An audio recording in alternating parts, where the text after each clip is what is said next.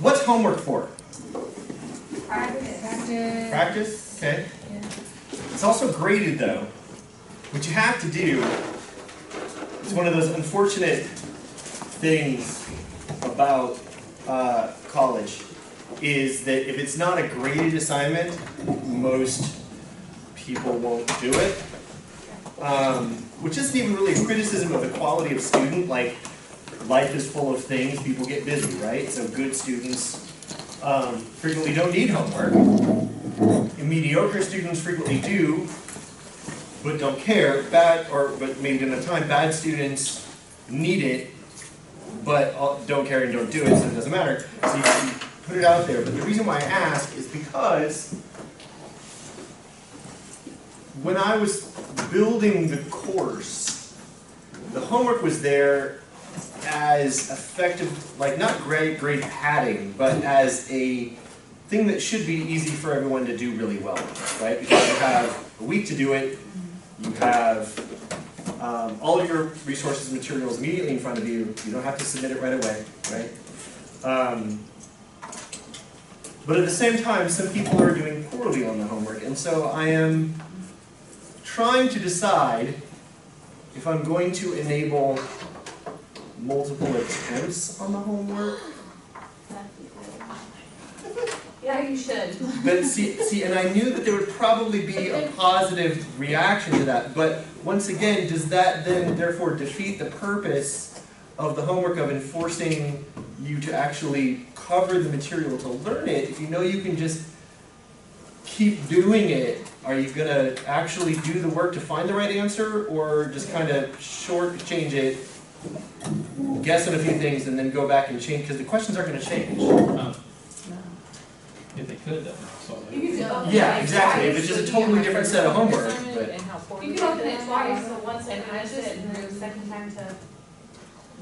yeah, I was really bad. Figuring out what I did. But I'm taking another Chem class with this, and so I was like reviewing all the other Chem stuff, because they're like a week ahead of this Chem course, and I was totally confused. between their stuff and our stuff? Because the information should be pretty much Fairly the the same, but Right. the You know, like ideal gas law isn't going to change. yeah, it was Right. I wanted to say the something A radius. The atomic radius? Yes. Okay. So like I did my research, there was a video online for that other class. I watched it and it was explaining it backwards, so I got the answers wrong on ours. And You should drop the other class. no. My advice is never to drop. No. It's, Unless that of other course you're class was failing, in really which case good. drop and try again. But I dropped him once, not. yeah, Oh, it happened? we're past the date where you can do anything. Yeah. That's the other problem with 8-week courses, is the last day to do anything comes by really fast, right? Maybe like a week drop. Yeah, there's not enough time to figure out how we were doing in the course, really. No. So anyway, I'm thinking about it. What I may end up doing, I don't know. Yeah, I don't know. Because the problem is that the homework being the way it is, what I might just do is like, I don't know, drop your lowest one or something like that. But I'll have to think about it. But the problem is that I need to make a decision about it relatively soon, because I'm not going to go back and reopen like homework 1 or reopen all of them the last week of class or something like that. So I just need to figure out what I'm going to do. Like I said, the reason why I have interpretation whatsoever is because of the point of the homework being that it's supposed to enforce a out-of-class exposure to the material where you actually have to look this stuff up and apply yourself, so that you are refreshing this information in your head, as opposed to making easy mode where you can just take it over and over again until you get all the right answers. Which does improve your grade, which is half the point. Like, I'm not trying to punish you for doing bad on homework. I would like everyone to get, ostensibly, 100% of the points available on homework. But if I just do that and make it a completion grade, then it doesn't matter what you answer. You just answer something, you submit it, and now the homework is no longer serving its purpose either. So there has to be some sort of balance between those two extremes. Question? May I pull the class real quick? Sure. Would anybody prefer if D2L sent us all its messages through one number. What? I get maybe 5 or 10 notifications a day, and they all come from FRM Help Desk, a different number, so they're never threaded, they're never put all together. Text messages. Yes. Oh, I didn't even know you could do that. neither did I. Yeah, I'm getting text. Okay, 'cause I didn't want to raise the issue with D2L and, well, I guess it only affects me, so I can't. I do.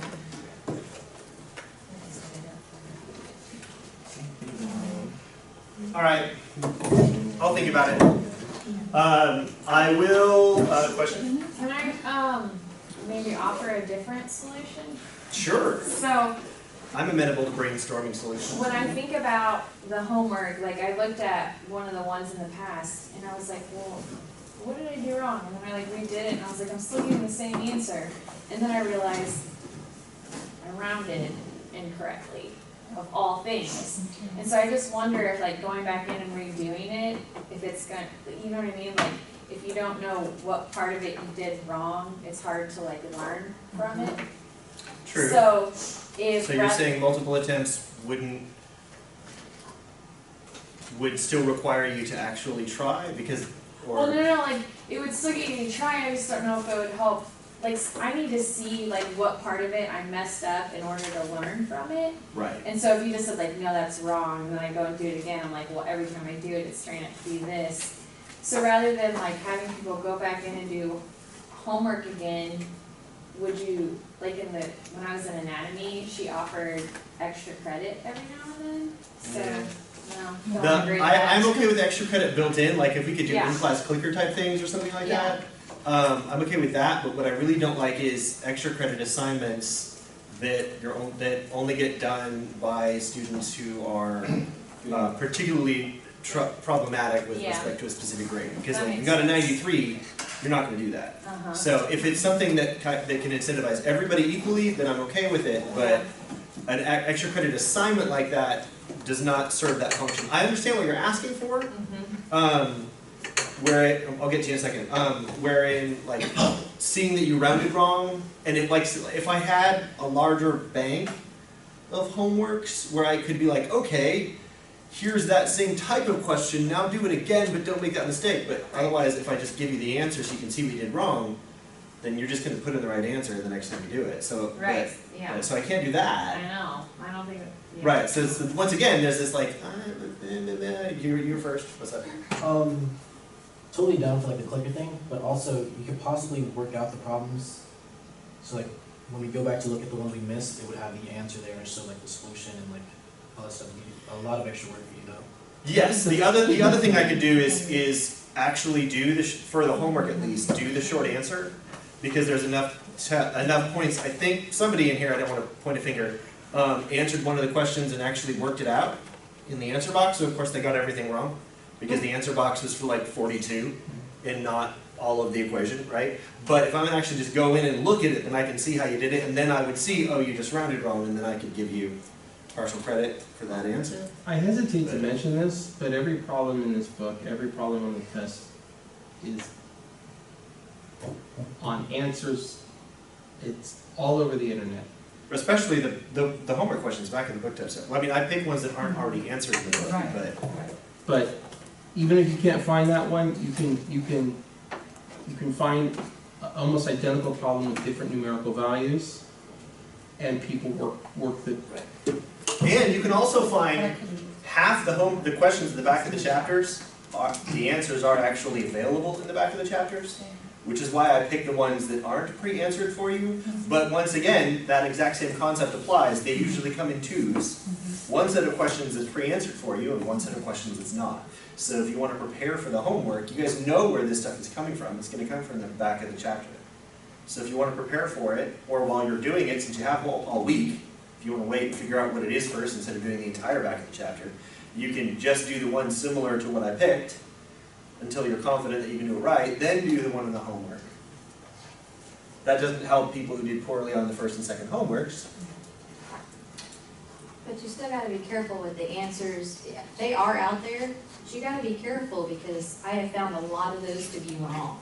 That is Because true. it's just people like us doing them and then posting it saying, here's all the answers. Well, they're not always 100% right. Right. Yeah, I missed Or- the specific gravity of urine question on the test.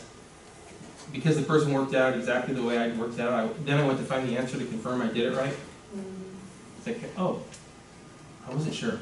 But now I'm confident, click. But, and then the other problem is that different books use different constants. So if the specific gravity of something is listed as 1.06, but in another book it's 1.064, Right. right? Yes, And that so is- the math will be different, and so now, like, you, and at multiple choice, you could still be like, well, I got 13.9, then there's a 13.8, and nothing else close to 13.9, so it's probably that one. I think on the quizzes, just being able to do it twice would be nice, just because we can go back and go, okay, we got this wrong, so let me refigure this, and I know that I can't get that same answer because that was wrong. So it will make you look it up. For me, I look up YouTube videos and stuff, just to show, not the answer, but show how it's worked, Right. because I know I did that wrong. So I think with the quizzes, that would help. Like I said, I'm amenable to doing multiple attempts on the homeworks maybe, because like I said, that's like, I'm okay with everybody getting full points on the homework. That's half the reason why it's there. But I don't want to enable that, and by doing so, disable the other function of the homework, which is to force you to work on the subject. And granted, if you're a good student, you probably wouldn't abuse that, but at the same time, I also know that like it's the old difference about fences make good neighbors, which is actually a total lie. But the locks keep people honest type of thing. Like if there is some sort of penalty for doing it wrong, then you're more likely to try, even if otherwise. Because once again, I understand everybody's busy, everyone has life, right? You don't have time to spend 16 hours a week studying for chemistry. But there's a medium in there somewhere, which will probably end up turn into me giving you guys like 2 tries on the homework or something like that. So, because I can't really think of a good middle ground. In subsequent semesters, do you guys have clickers here at Columbia College? It's a clicker. I don't even know. It's like a little in-class thing. We don't, but there's a program out there called Socrative that some of my teachers have Are used using in like that class. for like Yes. in-class quizzes? Yes, yes. Right. So that's what I like to do for attendance bonus points, effectively, where if you come to class, you're here for quick little learning checks, and if you get it right, then you get credit, and then it's not a lot, but it's like Yeah, 5% bump on your grade It's type like of a thing if you're 5-point here every day thing. and you're taking part and trying. You just have class at Olive Garden, and then they've got those little touch screens. Very similar to that. And I know that there are phone apps that are like that too, but once again, it would be how do I integrate, how do I give you credit for doing it, right? As opposed to just handing out a sheet of paper and having everybody write down, like before I had clickers back at my other university, I literally had people write down a few answers on a half sheet of paper and turn it in every day, and that was a pain in the butt. There's only 11 of you, so it wouldn't be that bad, but during a regular term, when there's 30 people in this room, that would get a little prohibitive. no, literally Socrative, if you look it up, there's a student and a teacher. And you actually can put it up there, the questions will be up there, and we can access it. You just have a code, and we have a phone app deal. Right. And it ties into yours. And I've had several teachers use this, it's the same And then I would idea. manually enter it into the gradebook? Yep, That might work. I'll take a look into that. I've had several teachers use that. Assuming, of course, that everyone has a smartphone, which Oh, is come probably on. true 95% of people, but there'd be that one person, I don't have a smartphone, I can't get these points. But if they don't, I've let people who haven't brought their phone, they've used mine to sign in and do it. Or they could just hand me a sheet of paper. Yeah, One student where I have to manually check is that. All right, so- That's probably, the only reason why we're spending this much time on this subject right now is because chapter 8 is very short. It is. So we do have chapter 9 posted, not that I posted it early enough for anybody to really have time to print it out. So we will play around with working with some working with some practice problems from chapter 7 and or 8. And then if we still run out of stuff and everybody is feeling like we just got this, then we could move on and maybe take a whack at chapter 9, depending on how close to 8:55 we are by that point. So that's the plan for tonight, okay? So, let's talk about gases. There are a lot of different tests that you would use as a respiratory therapist. Being someone who has asthma myself, I have been subjected to many of them. So when we're dealing with respiratory issues, it's a subject matter that is close to home for me, but also very topical for this chapter, since respiration is the mechanism through which you acquire and exchange gases between your internal compartment, if you will, the blood compartment, and the rest of the world around you, right? So, let's talk about that for a little bit. Properties of gases. Oxygen gas, which remember, oxygen is one of those slightly odd guys that comes as a diatomic molecule, just like hydrogen and the halogens as a group. So, oxygen, and nitrogen for that matter. So oxygen is about 21% of the atmosphere. Vital to all life processes. It is, well, all. You can put a little, you can like put air quotes around all if you want. Plants and animals, yeah, pretty much still true. It is not vital to all life processes, period. Because there are organisms that are capable of surviving under anaerobic conditions, which is the same thing that you think of when you think about anaerobic exercise. It's living in the absence of oxygen. In fact, there are some organisms that are facultative anaerobic organisms, which means that if oxygen is around them, it will kill them. So not only can they survive in an anaerobic environment, but they would die in an aerobic environment. It's not actually that hard to find an anaerobic environment. Take a shovel, a standard size shovel, and pull out a chunk of dirt, and the earth that you just exposed was anaerobic before you exposed it. In fact, more than half of it is. It only takes about 3 to 4 inches of regular topsoil for the oxygen content to drop to 0.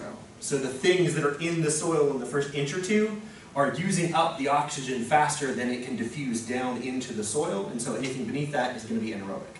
Which does not mean that any cave you walk into will kill you, because that's a totally different mechanism for gas exchange. But still, oxygen for animals, which are facultatively are multicellular, as well as plants, which are also, by definition, multicellular, because that's one of the characteristics that we use to define what an animal or plant is, at least at some stage of its life, do require oxygen. The rest of the atmosphere, by and large, is nitrogen, which is perfectly inert. Once again, you can't do anything with nitrogen. We need nitrogen. You need nitrogen just as much as plants do, but the nitrogen that's in the air is N2, which is held together by an extremely strong triple bond. You can't do bupkis with that. So I mentioned earlier that there, I think it was Oklahoma, that was thinking about reinstating effectively a gas chamber for their, instead of lethal injection, because their drugs were going to expire and it was getting really hard for them to find them. They were thinking about creating a nitrogen gas chamber where you would sit in the chamber and know that your death was coming, and then just kind of get tired, eventually pass out, and then a few minutes later be dead. Because nitrogen is perfectly inert. You can't do anything with it. And without oxygen, you would suffocate. Die. O3, otherwise known as ozone, is formed in the upper atmosphere when oxygen interacts with ultraviolet light. It is also formed in the engines of cars, because ozone is one of the primary contributors to smog, which is something that most of you probably at least know of, if not remember what it's like to be around and or breathe smog. Grew up in Los Angeles. Mm-hmm. So yeah, it's one of those things where nowadays, or at least until recently, we've been very concerned about having clean air. And so regulating the amount of ozone that we are producing in things like cars was something that we cared about. But back in the 70s and a few years before then, we weren't so much cared about it, which is one of the reasons why smog was so bad. It's one of the reasons why the Beijing Olympics, they effectively kicked cars out of the city for the 3 days previous to the Olympics to try and clear up some of the smog, since they were, hosting the world's largest worldwide sports event. They also did a few other things to try and get rid of the smog, with marginal degrees of success. There are other gases in the atmosphere: argon, carbon dioxide, water vapor. There's a lot of different gases in the air that we breathe, and obviously going to different areas is going to possibly change that composition to one degree or another. There are a lot of studies that show that the air inside a building is actually much less healthy than the air outside of a building, and that is because the way that we circulate our air, we tend to concentrate all the pollutants pollen, mold spores, and otherwise in the air instead of replacing it with fresh air from outside, because, well, out there's all that other bad stuff, like all the bad stuff we have in here, except usually less of it. On certain days when there's really big spikes of pollen, then yeah, there's probably more pollen out there than in here, but we don't exactly handle that very well. So learning goal for this, the kinetic and molecular theory of gases and how we measure them. So, a gas.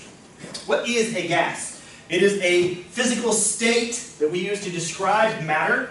Matter comes in the form of solids, liquids, or gases, right? Now there are more than those 3 states of matter. That goes way outside of the box for this class.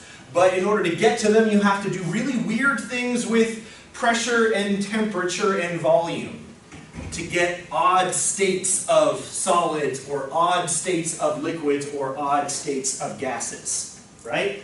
So, we will not really get into that in here, but I do like to point it out that there are more than 3, but those 3 are the ones that you're going to deal with 99.9% of the time. So, solid as an S, liquid as an L or AQ if you're in an aqueous solution, and G for a gas. But what is a gas? Lots of small particles, i.e. atoms or molecules of that gas. CO2 is not an atomic gas, it is a polyatomic gas, right? So it's molecules. They're moving in straight lines, they don't curve around, they have essentially no attractive or repulsive forces towards each other because they are too spread out. They cannot be attracted towards nor repulse other things away from them. They tend to be very far apart. They have very small volumes compared to the volume of the container they occupy. That sounds a bit weird. So what do I mean by that? We mean that the density is very, very low. Does that clear it up at all? The amount of matter in a gas is very small for the amount of space that that matter occupies.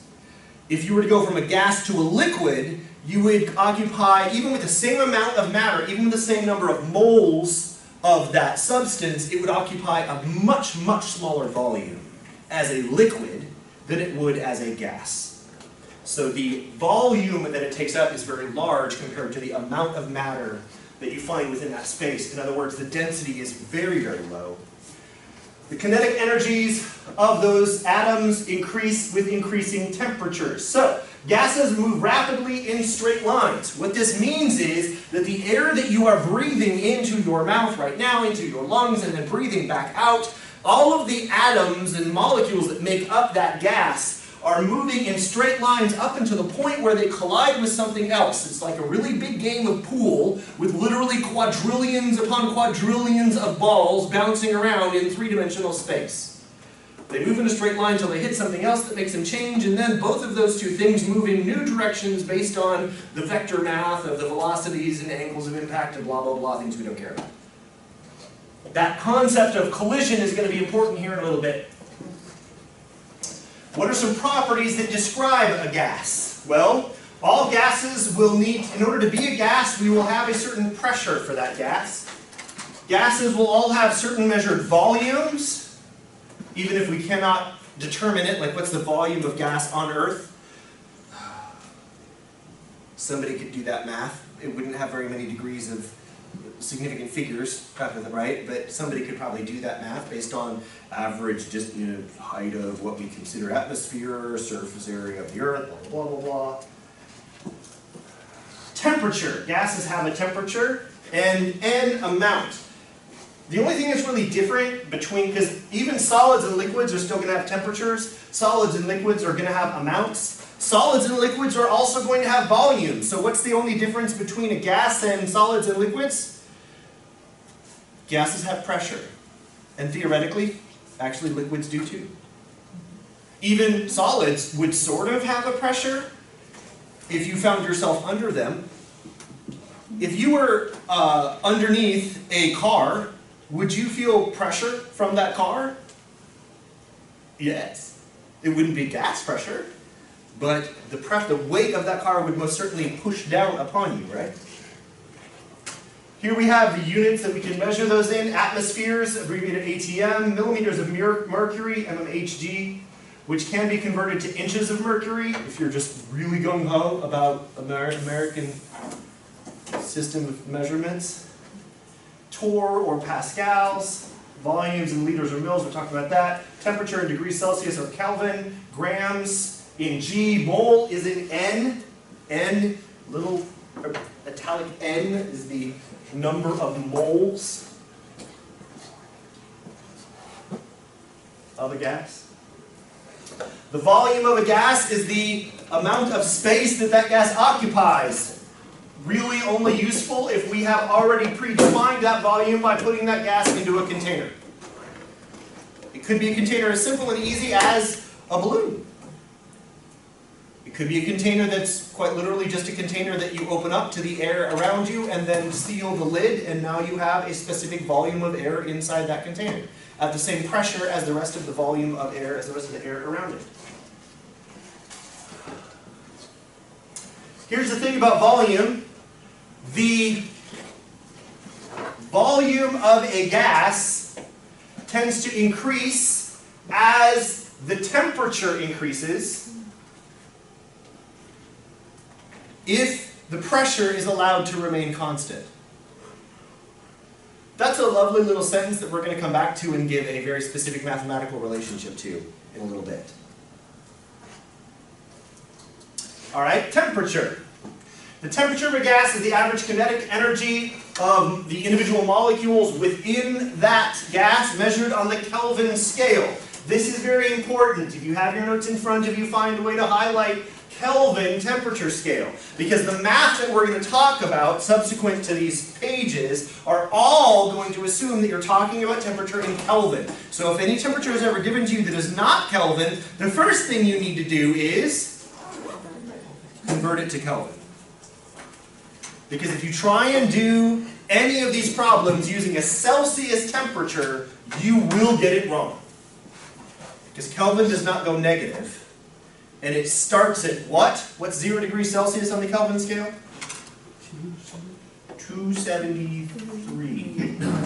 So you can understand if we're multiplying by 0 versus multiplying by 273, or dividing by either of those numbers, we can get with some very different answers, right?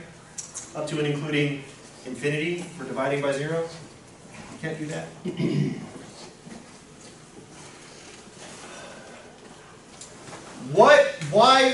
Why would the... Alright, so just two statements here, which I guess we're going to be able to explain in a little bit. When the temperature of a gas decreases, the molecules are going to have fewer collisions. Molecules, as the temperature goes down, the molecules are moving slower, right? So the number of times they're going to run into each other, or the boundaries of their container, is going to go down because all of them are moving slower. If the temperature goes up, the number of collisions is going to increase because all of them are moving faster, therefore the number of collisions per unit time will also go up. Make sense? Think of it in terms of, I don't know, preschoolers before sugar candy and preschoolers after sugar candy. How many collisions do you get? The more sugar you add, the more collisions you're going to see.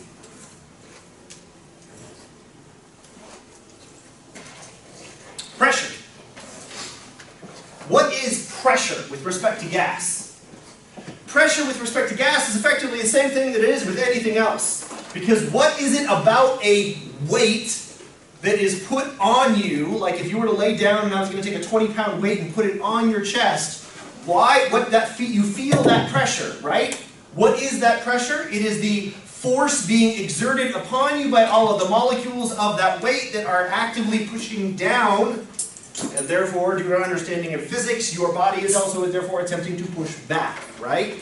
But that collision between you and that weight is the pressure of the weight of that object. Gas, it's hard to appreciate how much gas weighs, right?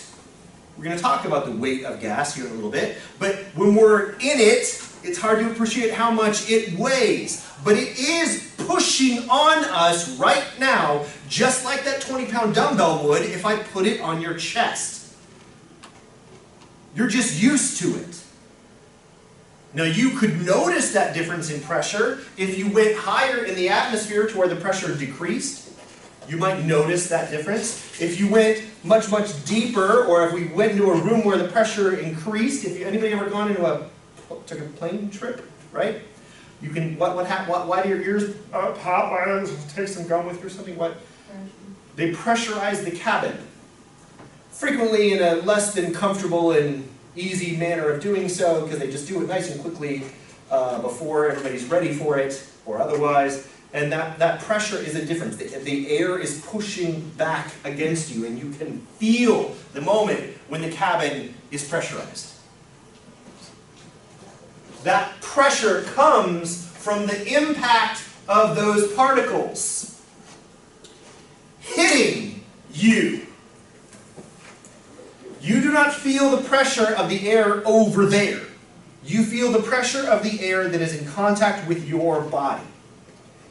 And all of that air will have a certain pressure based on ostensibly the volume that you're talking about, or if you're talking about atmospheric pressure, it is because of all of the other molecules of gas on top of you that are colliding with each other, forcing the ones lower and lower and lower to have greater and greater and greater pressure, because there's more and more and more collisions within that space.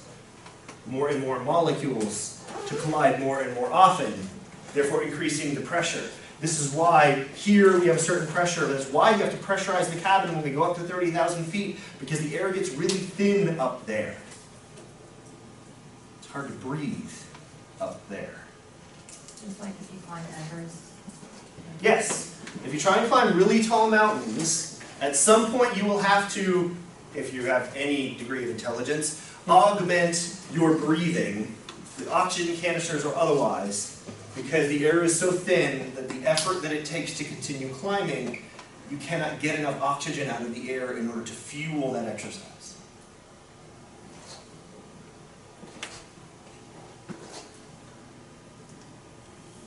A barometer is an instrument that we use to measure pressure. One of the original barometers, once again, played around with a very dangerous liquid, mercury. Mercury is the liquid, or the metal that is liquid at room temperature, right?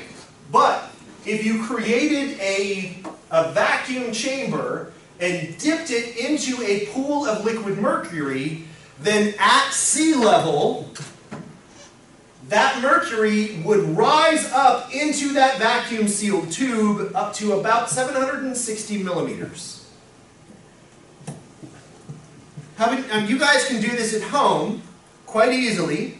If you just take a cup and get into the tub and put the cup on the surface of the liquid, and you just watch all the liquid just jump right up into the cup, right? No? That's not how that works? Of course not. It doesn't work that way.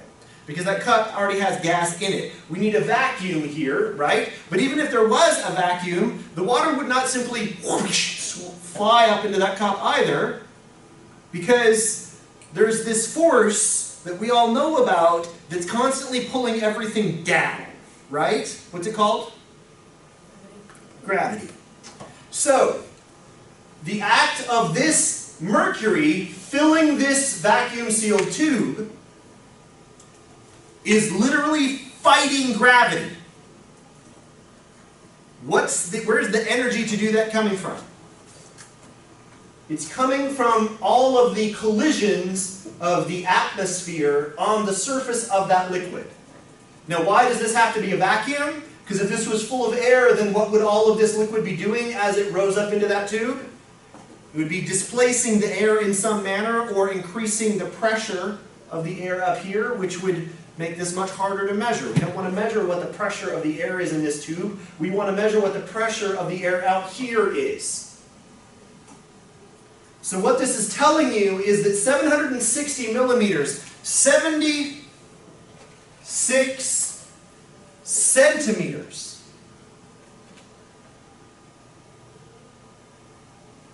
if you have a tube that has no air in it, just the pressure of the atmosphere around it would push that mercury up that tube to a height of 76 centimeters.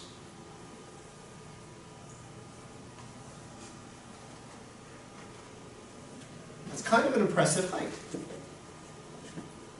But that's at 1 atmosphere, which is this arbitrary thing that we call the amount of pressure that you find on Earth at sea level.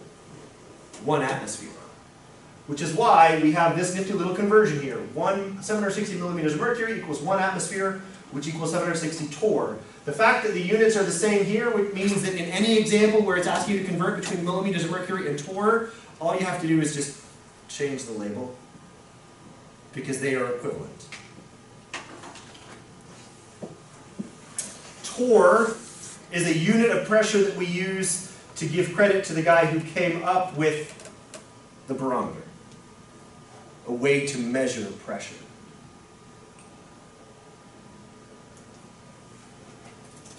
Pressure at sea level, 760 millimeters of mercury, or 1 atmosphere. Pressure at this arbitrary mountain height, evidently 0.7 atmospheres. As we go up, the atmospheric pressure goes down. Why? Because there's less air above you pushing on you. This same concept of pressure also applies to water, which we're going to talk about when we start talking about liquids in chapter 9. Water pressure, as you go down underwater in the ocean, you're going to watch those like submarine shows where there's like, we're reaching maximum depth, and the alarms sound, and sometimes like little leaks will pop and water will start spraying in or something. What's going on there? The deeper you go, the greater the pressure of water. And a high enough amount of pressure will crunch a submarine just like you crunching a tin can.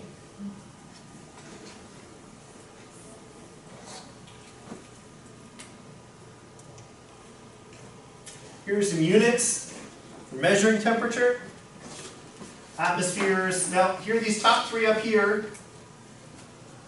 We have this little abbreviation that tells you exact, which means what? If you're doing calculations, it will or will not impact your significant figures. If it is an exact value, it does not impact significant figures. So 1 atmosphere, that would kind of suck if you're like trying to do math of one atmosphere. Like I have 1 sig fig. So atmosphere is an exact amount because we have declared it to be so. So it does not affect significant figures. Neither would, or I should say the conversion between 1 atmosphere and 760 millimeters of mercury. But if you want to convert 1 atmosphere to 29.9 inches of mercury, now we have only 3 significant figures. Because that is not an exact conversion.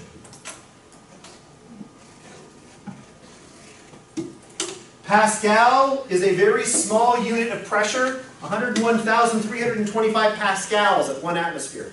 So frequently, you'll see pascals written as kilopascals or kpascal, kPa, just because that makes it a slightly more manageable number.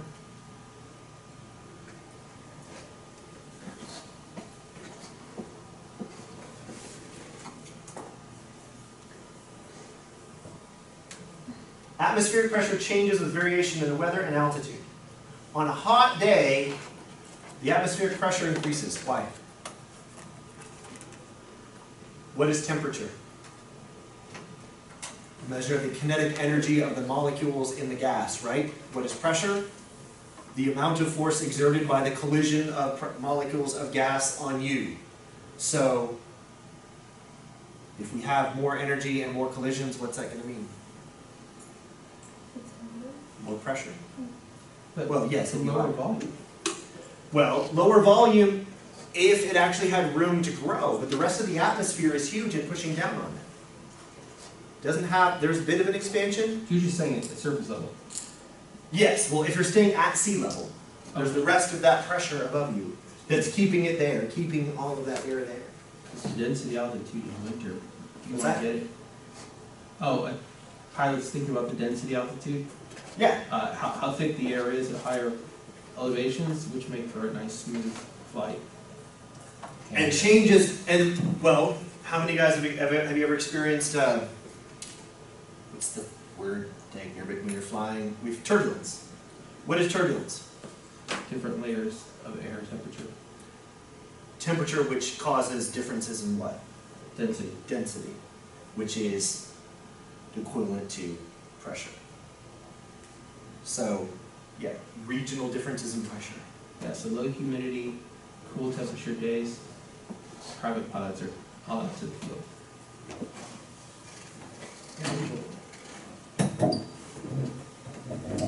All right, let's talk about a little bit of math. Boyle's Law. Spelled B-O-Y-L-E, not B-O-I. Boyle's Law. An inverse relationship between the pressure and volume of a gas. So by inverse relationship, what we mean is as one goes up, the other goes down. If it's a linear relationship, then as one goes up, the other one goes up, right? An inverse relationship says when one goes up, the other one goes down. So, we have an inverse relationship between the pressure of a gas and the volume of a gas. That is Boyle's Law. Oxygen therapy increases the oxygen available to the tissues of the body by adding more oxygen to the atmosphere as we breathe it, which increases the partial pressure of oxygen, which increases your body's ability to absorb that oxygen and carry it. Now here's the thing about Boyle's Law. It assumes that the temperature and the amount of gas in question does not change. So, the pressure and volume of a gas are inversely related as long as the temperature and amount of gas does not change.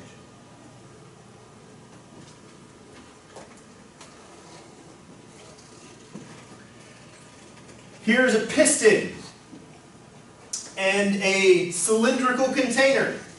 The volume is 4 liters at the beginning. The pressure is 1 atmosphere at the beginning. But if we were to take that piston and push it down, applying force to this container, that would increase the pressure, but also decrease the volume.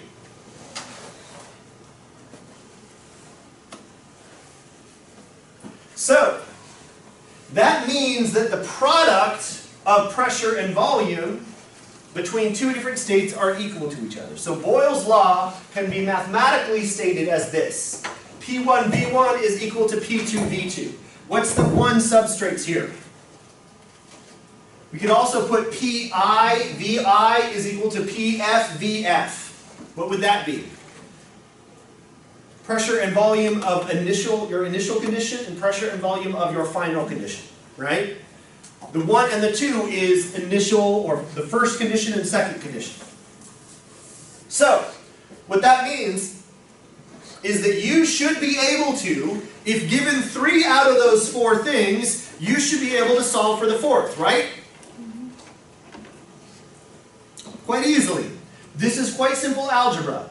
If the thing you don't know, whatever the thing you don't know, divide by the thing next to it, and that's how you solve for it, right? If you don't know the initial volume, but you do know the final volume, the final pressure, and the initial pressure, just divide P2V2 by P1, and that gives you your initial volume, right? Like this is very easy algebra. P1V1 equals P2V2. Solve for the thing you don't know. With the caveat that you want to make sure that your pressures have the same units and your volumes have the same units, right? Because if P1 is in atmospheres and P2 is in pascals, that math is not going to work. So you need to convert it to something. Now this would work as both atmosphere or pascal. As long as both your pressures are in the same units, as long as both your volumes are in the same units, then this works. It doesn't matter what the volume unit or the pressure unit is, as long as they are the same between the left and the right side of the equation.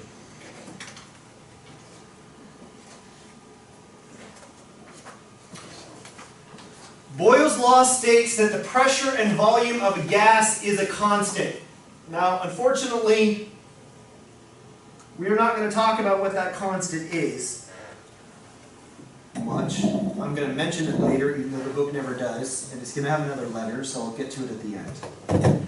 But that means the pressure and volume of any gas, assuming that the temperature and amount is constant, remains the same, is equal to a constant, which means that it does not matter what you're dealing with, any gas at any pressure and any volume is equal to that constant, which is why we can then put this other thing here. So let me draw that out for you since we had trouble with that the other day. So our P initial, V initial is equal to a constant, which I'm going to call R. Told you I wasn't going to tell you that till later, but I'm writing it on the board, so I'm going to write it the correct way now. It's equal to a constant called R. Well, that, therefore, since that is a constant, any pressure times the appropriate volume is going to be equal to that, then that means that it will also be equal to our final pressure and final volume, right? Because any pressure and volume, if we're following the natural order of things, if you're not trying to force it somewhere else, right? Just that piston example, any pressure and volume at any two different conditions are going to be equal to that same constant, which means we can make them equal to each other by just getting rid of this middle guy. Make sense? We're going to come back to that middle guy later. Once again, that's one of those slightly deeper than the book wants to take us type of concepts. So, 8 atmospheres in 2 liters is 16 atmospheres. 4 atmospheres in 4 liters, 16 atmospheres. 2 atmospheres in 8 liters, 16 atmospheres. I should point out that it looks like this is just arbitrary. These are not arbitrary numbers. If the temperature and amount of a gas is the same between two different states, then the pressure and volumes of that gas at those two different points will be equivalent. Period. End of story. It looks like we're just doing some nifty little math by pulling numbers out of our you-know-whats. But for any given gas, it will always equal that constant. Pressure, volume of your initial state is equal to the pressure times volume of your final state, second state. Assuming, of course, that temperature and the amount of gas is a constant. All right, so how does Boyle's law actually impact biology? True or false? When you are breathing, you are sucking air into your lungs. When you breathe in, you're sucking air into your lungs. Did you see that's true or false? False. Why would you say false?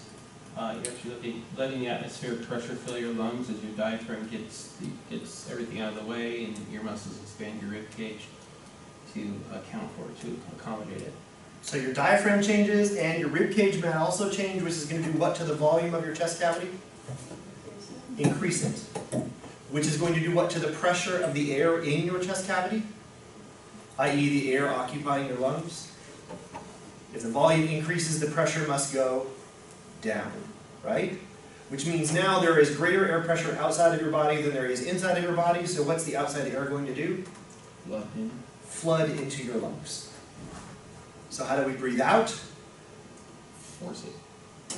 Muscular contractions of both the diaphragm or relaxation of the diaphragm, muscular contraction of your rib muscles to decrease the volume of your chest cavity, which is going to do what to the pressure? Increase it.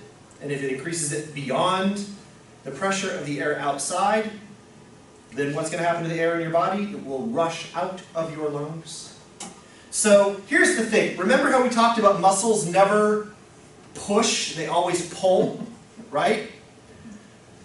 A vacuum, we like to think of vacuums as sucking, right? Like when you're using your vacuum cleaner, hold your hand up to the end of that vacuum, and what's it going to do? It's going to get sucked to it. It's going to get sucked. Like vacuums suck. That's what they do.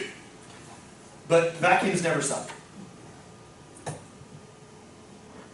Vacuums create a differential of pressure, and the rest of the atmosphere around it pushes. More to the point, if you took a vacuum cleaner into space, would it do anything? No.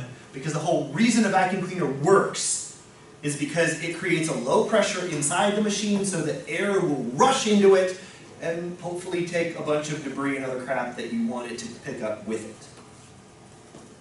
The true-false question I asked you about your lungs was a trick question.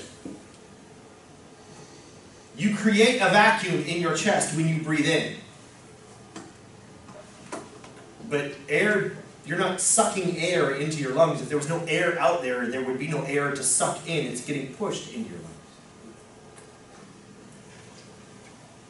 But we could call that sucking, right?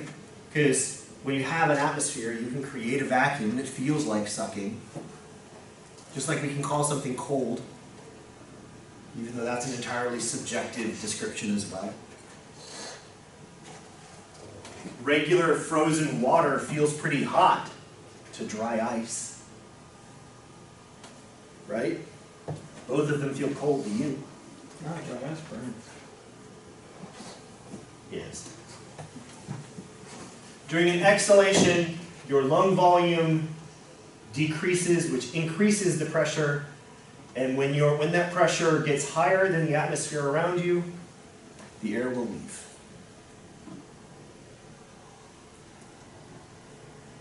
All right, let's do a calculation with Boyle's law.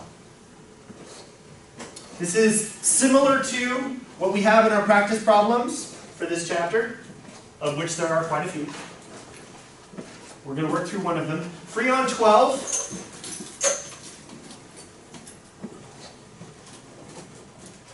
Calcium or carbon dichloride difluoride was used in a refrigeration system. We still use freons, but we should be very careful about releasing them. So, what's the new volume of an 8-liter sample that was initially at 550 millimeters of mercury after its pressure is changed to 2,200 millimeters of mercury? Assuming, of course, that temperature remains constant and the amount of gas we're dealing with remains constant. Could you do that?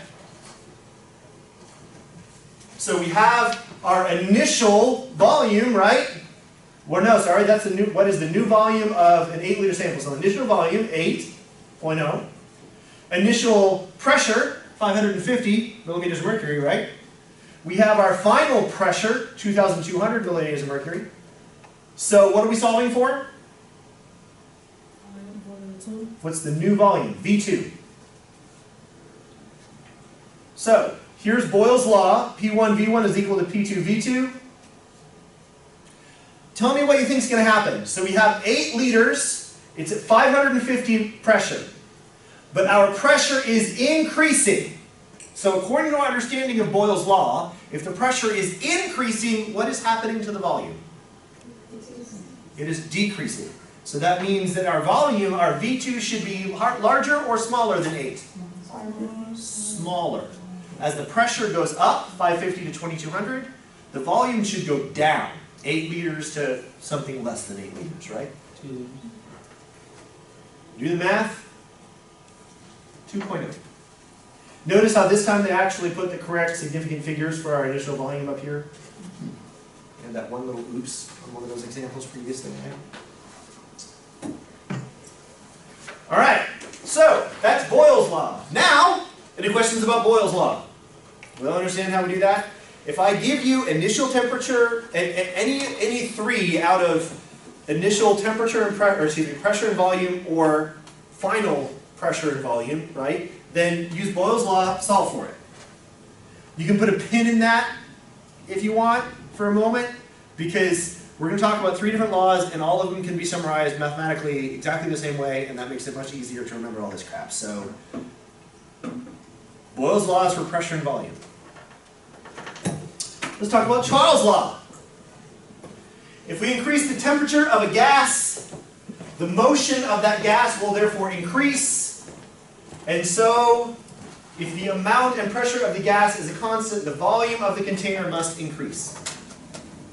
So if we increase the temperature of a gas so that it collides with things more often, if we're going to keep the pressure the same, the volume of that container must get larger.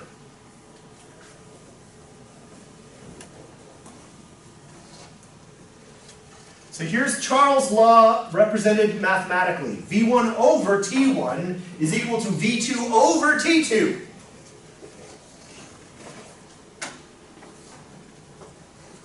How could we state this in English in a slightly more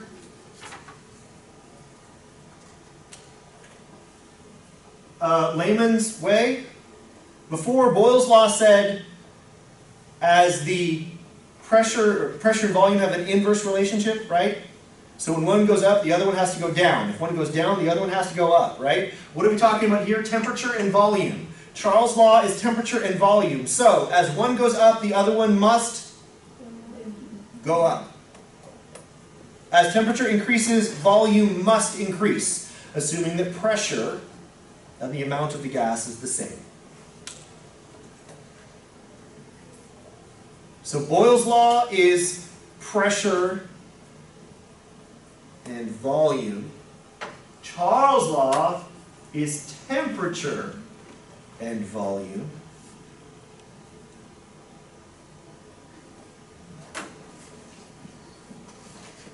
What does that look like? Well, if you put an amount of gas inside a container with a known volume and a piston on top just to seal the container, if you increase the temperature by adding energy, so here our T1 is 200 Kelvin, our volume is 1 liter. If we double that temperature, what must it also do?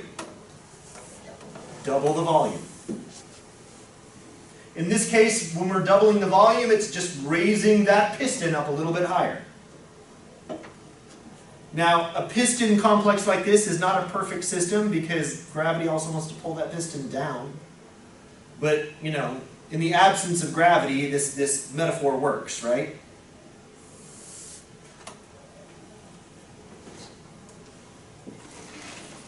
For two conditions, we can write V1 is equal to, V1 over T1 is equal to V2 over T2.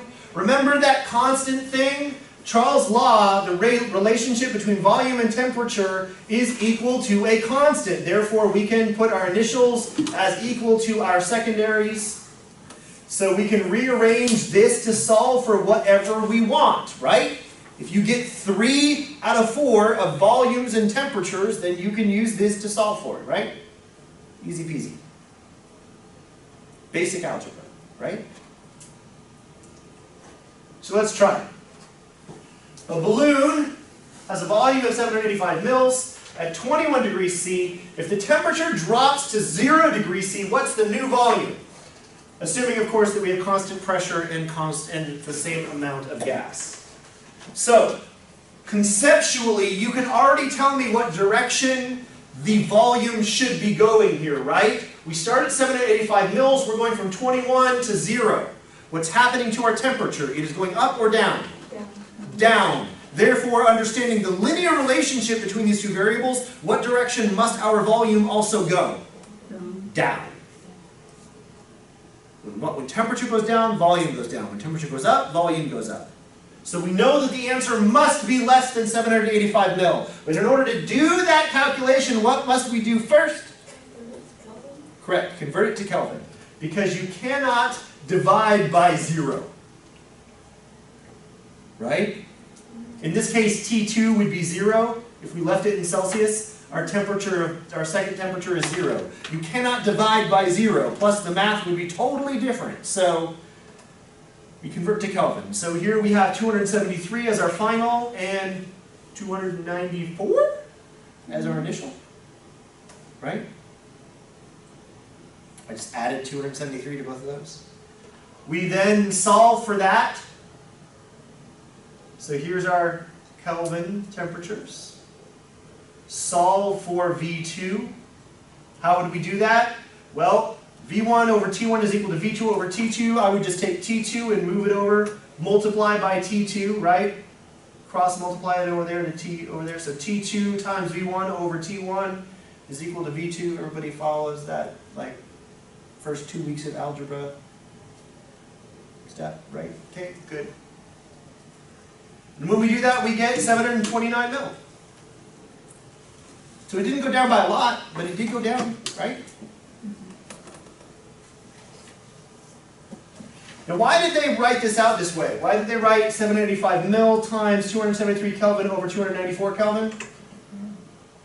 So that we can cross out both of our kelvins to make sure that we're doing this right. If you write this out, then the answer should have the units that you want. If it doesn't, then you did some math wrong, right?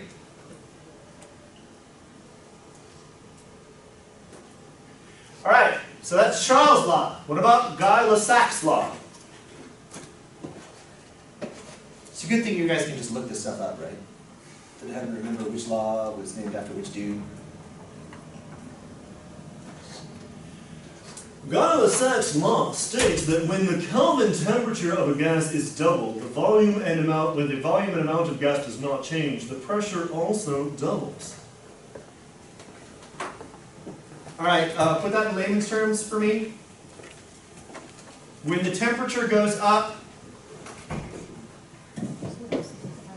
the pressure must also go up, assuming the volume stays the same, right?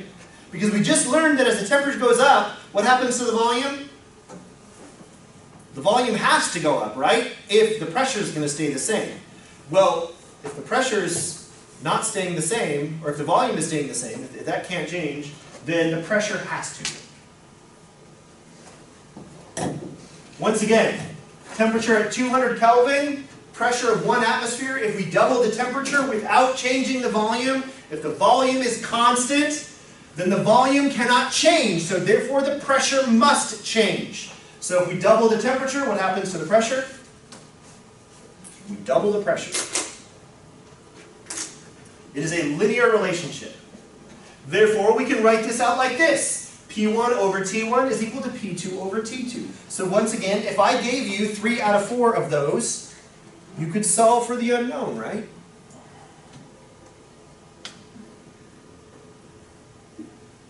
Assuming, of course, that the volume and the amount of gas are held constant.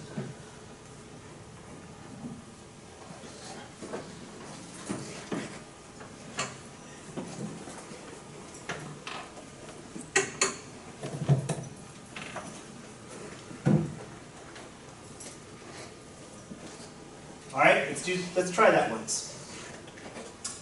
A gas has a pressure of 2 atmospheres at 18 degrees Celsius. What is the new pressure when the temperature rises to 62 degrees Celsius, but the volume and amount of gas stays the same? You already know conceptually which direction that pressure should go, right? The temperature is going from 18 to 62. It's rising. So what's going to happen to the pressure? It will also rise. It will get bigger, right? By how much? Well, for that we would need to know math. What's the first thing we got to do? Convert Celsius to Kelvin. So that's what this is for. We need our secondary pressure, so we take this equation over here. We solve for P2 by just moving T2 up next to P1. So T2 over T1 times your initial pressure is equal to your new pressure, which is exactly what they did there. P1 is equal times T2 over T1 is equal to your new pressure. Just a bit of algebra, right? Easy peasy. Plug in your numbers. 2 atmospheres to start with. 335 Kelvin over 291 Kelvin. The Kelvins cancel out. That leaves us with 2.3 atmosphere. What direction did the pressure go? Up. Temperature increases. Pressure increases.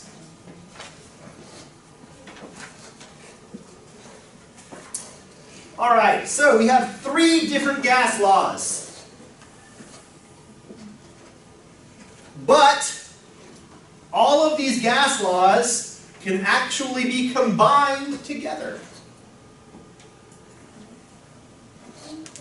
The combined gas law. It gives us a relationship between all 3 of the variables that we have so far been discussing. Pressure, temperature, volume, and actually there's a 4th variable that keeps hiding from us that has been mentioned once or twice, the amount of the gas in question, right? So, here's Boyle's law, where we have the relationship between pressure and volume where temperature is constant. Here's Charles' law, where we have a relationship between volume and temperature where pressure is constant. Here's Guy-Lussac's law, where we have a relationship between pressure and temperature where volume is constant. Even if you weren't good at algebra, I would hope that with those 3 things right in front of you, it should be pretty easy to see all 3 of those variables are there in all 3 of those equations, right? It's just that if it's the same on the left and the right, we don't write it down. Right?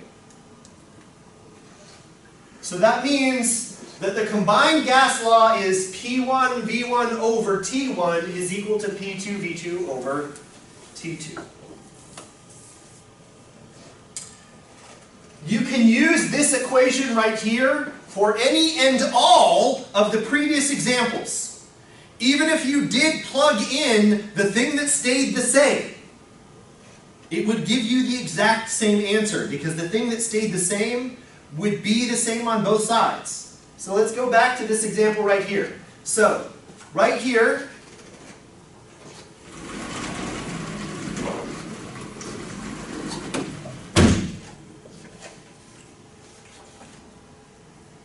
here we go.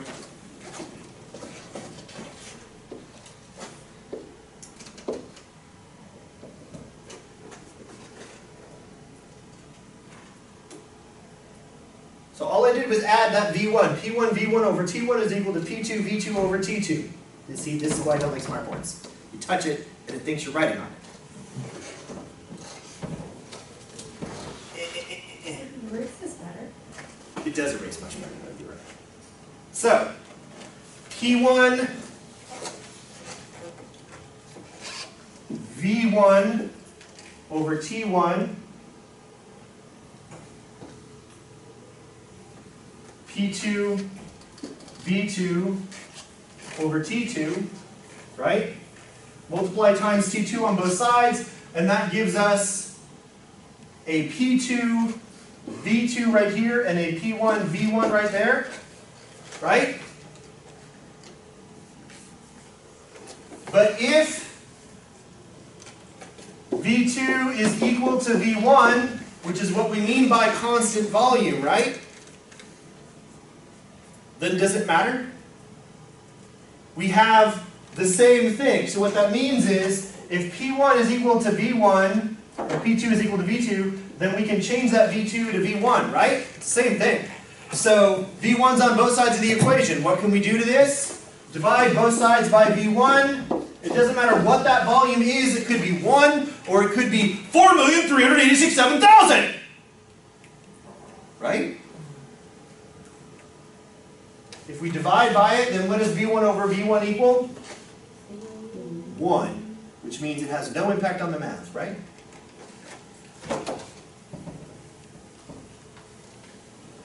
Not exactly to scale for where we're erasing things. All right. So, that's our combined gas law. You can use this equation to solve any of the previous ones. Just by going, all right, what's not changing? And whatever's not changing, drop it. Right? If volume's not changing, then we drop V, and what do we have? A relationship between pressure and temperature. That's Guy-Lussac's law, right? If pressure's not changing, then we drop it. We've got V over T. That's Charles' law, right? There's one other thing that never changes in any of these things right here. That little n. What did that little n mean? Number of particles. Number of moles. Yes, which is a way to measure number of particles. The amount of the gas. In every example that we've discussed so far, the amount of gas has not changed. But does this mean that you could conceivably do math where the amount of gas does change? Yes. I doubt that you will, since the book has gone out of its way to avoid ever mentioning where n goes in this equation.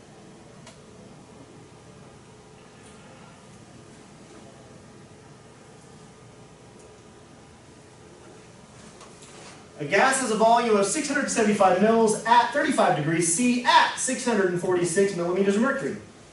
What is the final volume of that same gas if we cooled it down to negative 95 degrees C and changed the pressure to 102 millimeters of mercury?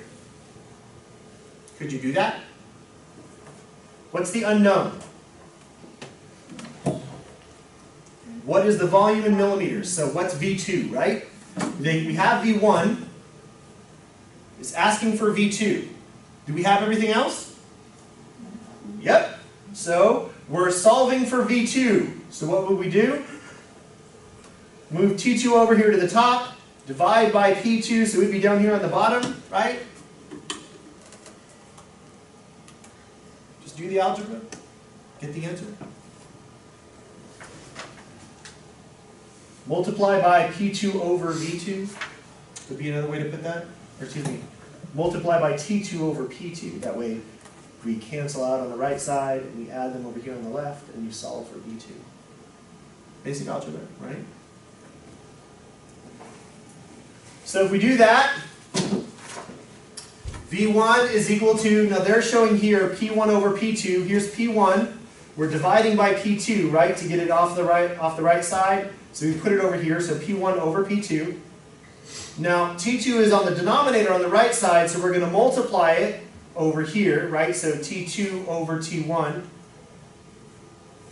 They're skipping some steps in here in the algebra.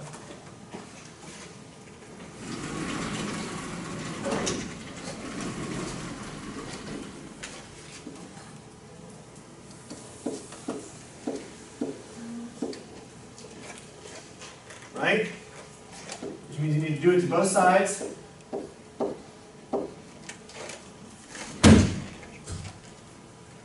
Make sense? So now, this T2 and this T2 cancel out. This P2 and that P2 cancel out. And so what are we left with? T2 over T1, which is this guy right here, right? And P1 over P2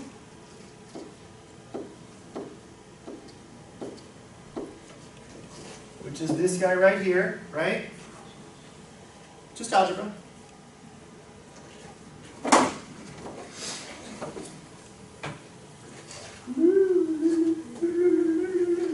I can see how this could get addictive, but also very wasteful of time.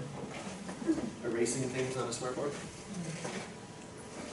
So if we do that, we plug in our volumes, we plug in our pressures, we plug in our temperatures, and we get 314 moles. Now remember before we asked the question, we could say like, well, if the pressure is going up, the volume has to go up, or if the pressure is going up, the temperature should. We could talk about the inverse relationship, the linear relationship, right? As the temperature goes up, the volume has to go up if the pressure is the same, right? Could we do that same thing here? Our volume, we're not sure about volume, but our temperature is going down, but our pressure is going up. So, is our new volume going to be lower or higher? Well, one contributes a little bit, and so we can't make those obvious comparisons. But we can still do the math, right? And what ends up happening, 314 mils, we started with 675. So we have pressure going up, we have temperature going down. And we get a much smaller volume.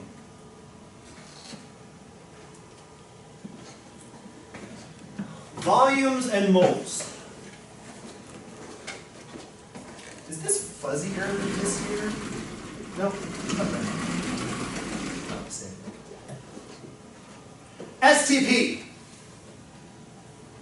STP stands for standard, temperature, and pressure.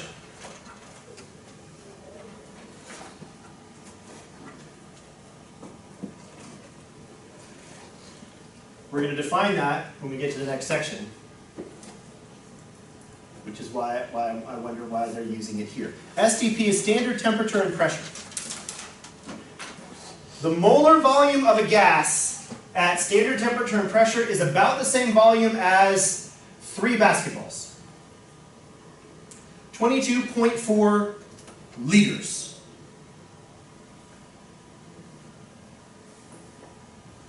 So I want you to appreciate something. At standard temperature and pressure, what would the volume of oxygen be? Pure oxygen.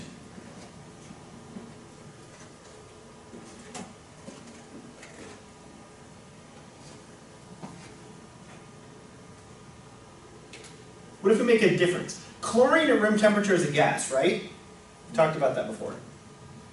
So, well, chlorine can actually be either at room temperature. But if we have chlorine gas at room temperature, then we have more or less volume than oxygen. If we have a mole of both, what's the volume going to be? Because the oxygen has a molar weight, right, of 16, based on significant figures. Chlorine has a molar weight of 35.45, if I can see correctly over there, right? But here's a question for you. Does this slide in here say anything about anything with respect to what atom or what gas we're talking about? What about CO2? What about nitrogen? What about hydrogen? What about helium? What about neon? It doesn't freaking matter. The answer to anything is, what's the volume of 1 mole of gas at STP? That.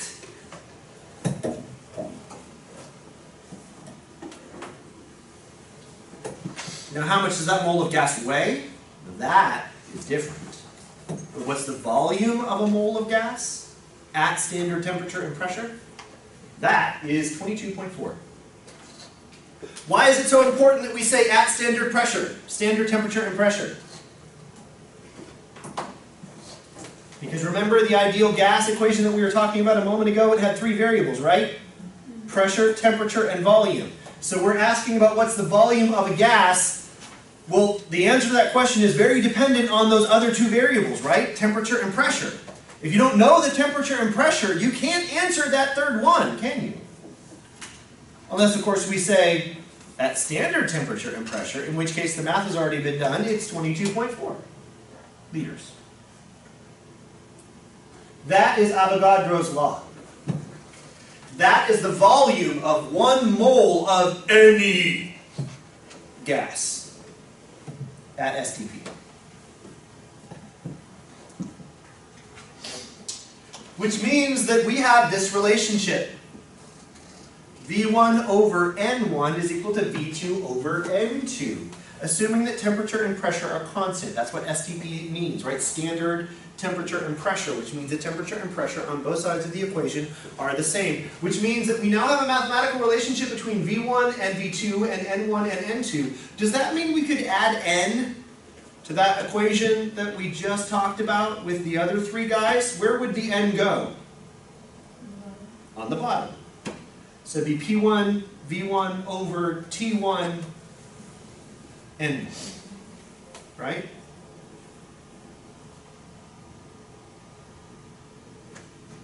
The idea here is, once again, there is a linear relationship between the amount of gas you're talking about in moles and the volume of that gas. As the amount of gas goes up, the volume of gas must also go up, right?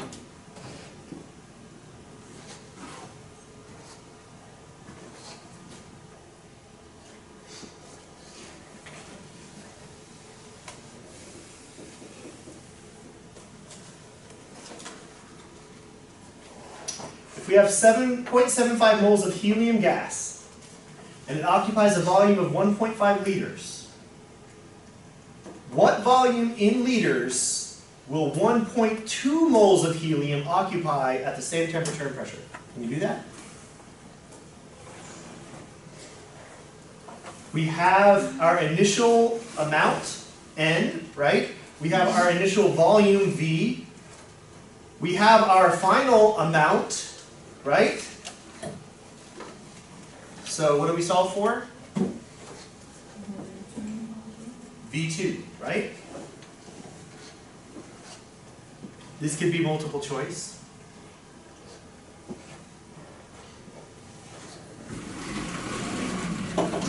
Let's try it.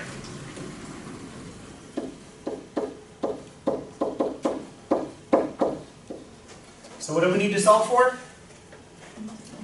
V2. So that means we need to multiply by N2 here, right? And therefore multiply by N2 over here as well. Does that work? Because we did it to both sides. Which means these go away. So that means we can erase this. So if we wanted to keep this in the same format that the book has been using, we would write that as N2. Hey, The eraser. You Oh. put the eraser back. gotta sense the eraser. You don't. N2 over N1 times the initial volume is equal to the new volume, right? All I did was just change where the fractions were a little bit, and it kept everything the same. So our N2 is 1.2 over 0.75. Our initial volume was 1.5 liters. If we actually did that math, what would we get?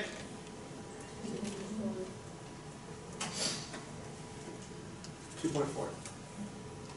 Initial volume over times 1.2 over 0.75. Once again, the moles cancel out, so our answer is in liters, and we wanted an answer in volume, so that tells us we did it right. Is that I didn't follow look on your face, or is that something else? Okay. Can you go back to the last slide? Or what you did?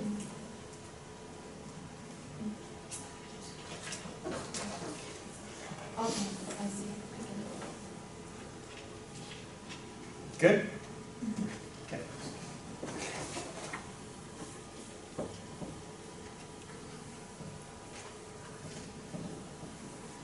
I do like that it remembers what you did. All right. So that's Avogadro's law. That is assuming standard temperature and pressure. Did we define what that was?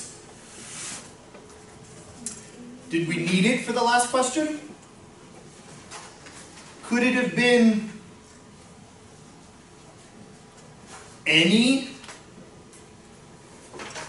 temperature and pressure? As long as the temperature and pressure stayed the same? Yep, it could have. But we didn't say at weird temperature and weird pressure, we said at standard temperature and pressure. So it would be useful to know what that is, right? Which is what this slide is for. What is standard temperature? 0 degrees, right at 0 degrees Celsius. So cold, from our perspective, right?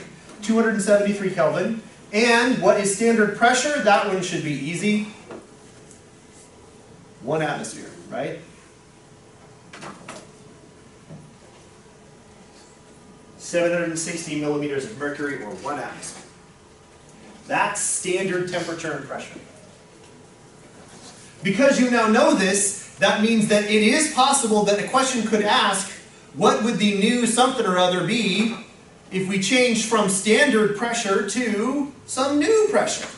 And that would mean that you would have to know that standard pressure was 1 atmosphere, right?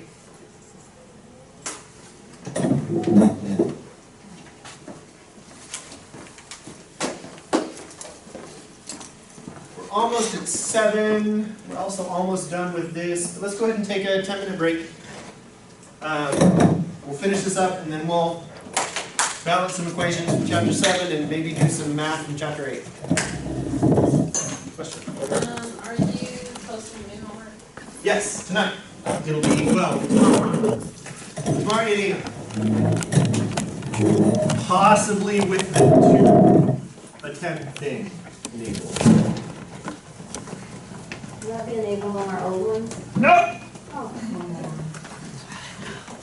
Don't think so. Probably not. this one that was due today. I wouldn't mind it because I completely forgot. You didn't do it?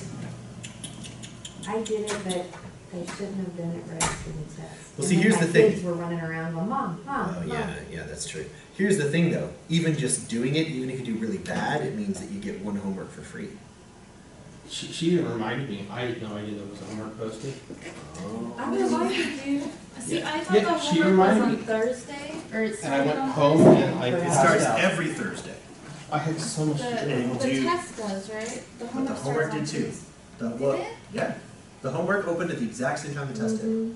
And I took it right after the test. That's actually probably why I missed it, is because of the, Okay. Yeah, because it opened, maybe you didn't see 2 announcements, or maybe it only gave you 1 announcement for both. well, that Yeah. stupid FRM. I mean, I've got 50 different people messaging me, except it's all the same person. Yeah, but from point of fact, from here on out, I mean, I can take a look and see how many people screwed that up and maybe be nice. But point of fact, Oh, I'm not looking for. there is a I homework screwed that up. opens every Friday morning, and it will be due Thursday before class the next week. I'm not As gonna let stated you in the lose syllabus your- from the beginning of the semester, as of week 2, every week there will be a homework. Just makes it easier for me to just say there is, and not, instead of like, I haven't made one yet or something. I'm surprised I didn't miss it, cause I have a teacher who every time we take a test, we don't have a quiz that week. Oh. So if I hadn't looked at it, I would've missed it. I can totally see why, like, oh, no, we have a test this week instead of homework. Like, nope, every week. Yeah. I know in the syllabus it said that the exams were worth 100 points. Each. Are you gonna go back in and change that on the grades? Yeah, I'm gonna calculate the grades. It's So, Okay. it'll be a manual calculation. Okay, yeah, But, cause I because saw it'll be, that. which is why, because it needs to be based off of the percentage point, and I'll figure out how to make the grade book do that eventually. Okay, But right now it doesn't matter, because what's gonna happen for your finals is I'm gonna export them all, I'll calculate your grades, and then import them, and it'll be what I say it is. Done. But it'll be based on but that like math. for the most recent exam, that was 48 Look at your, questions. look at your percentage. So I would just say that the percentage is how many points? Yep. Yes. It is a direct linear comparison. So if you got an 87.39, then you have 87.39 points. But the homework's different. The homework will all add up, and then the total amount will be 100%. Which is why there's 7 12-point assignments, and you get to make one sort of for free, like, what, so you actually get like 16 points for free, if you do all 7. Okay, I'm gonna put you in For form. some reason, I thought homework number 2 was coming out today. Probably because the test, Lock your fingers. because of the leapfrog test. But yeah, it's every week. Give me a little bit of your weight. Cause you said we already had it, and I'm like, oh. Yeah. I'm guessing something to help you go back. That's way better. Question for you. Sure. Can't really see the writing with the lights off, and it creates a huge glare on the video. Not that the video is important, but I'm wondering, do we need the lights off? Does anybody? Well, we can turn the lights on, but then you're gonna have a huge glare reading the slides the whole time. Will we? Yes. Okay, then never mind. Yeah, so that's why I turned them off. But yeah, it probably does make it very difficult to see what I wrote on the board. Yeah. I guess, do you wanna write on the card? I could, yeah, just write into the white space. Yeah, I can do that. All right, I'll be right back. The C2. Why is it so cold in here? It's funny. It was too hot. I turned it down. I'll turn it back up. It was like the But I've never perfect seen these videos. amount of heat. That's my fault. That was my fault. I'm just. We always know to all bring jackets or wear long sleeves. Socks. This kid's got the right idea. Snacks, spring snacks.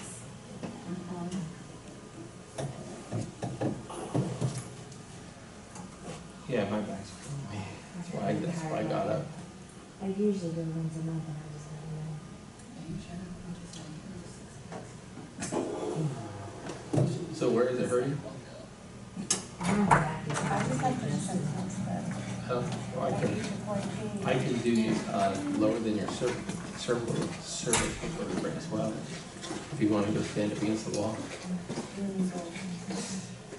No, it's just until I got a silicone ring, it would hurt me. Just back against the wall.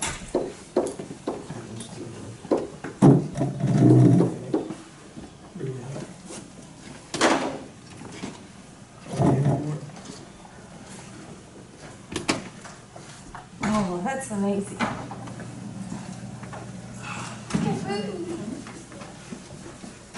I love it when you do that for people, but people can't do it for me.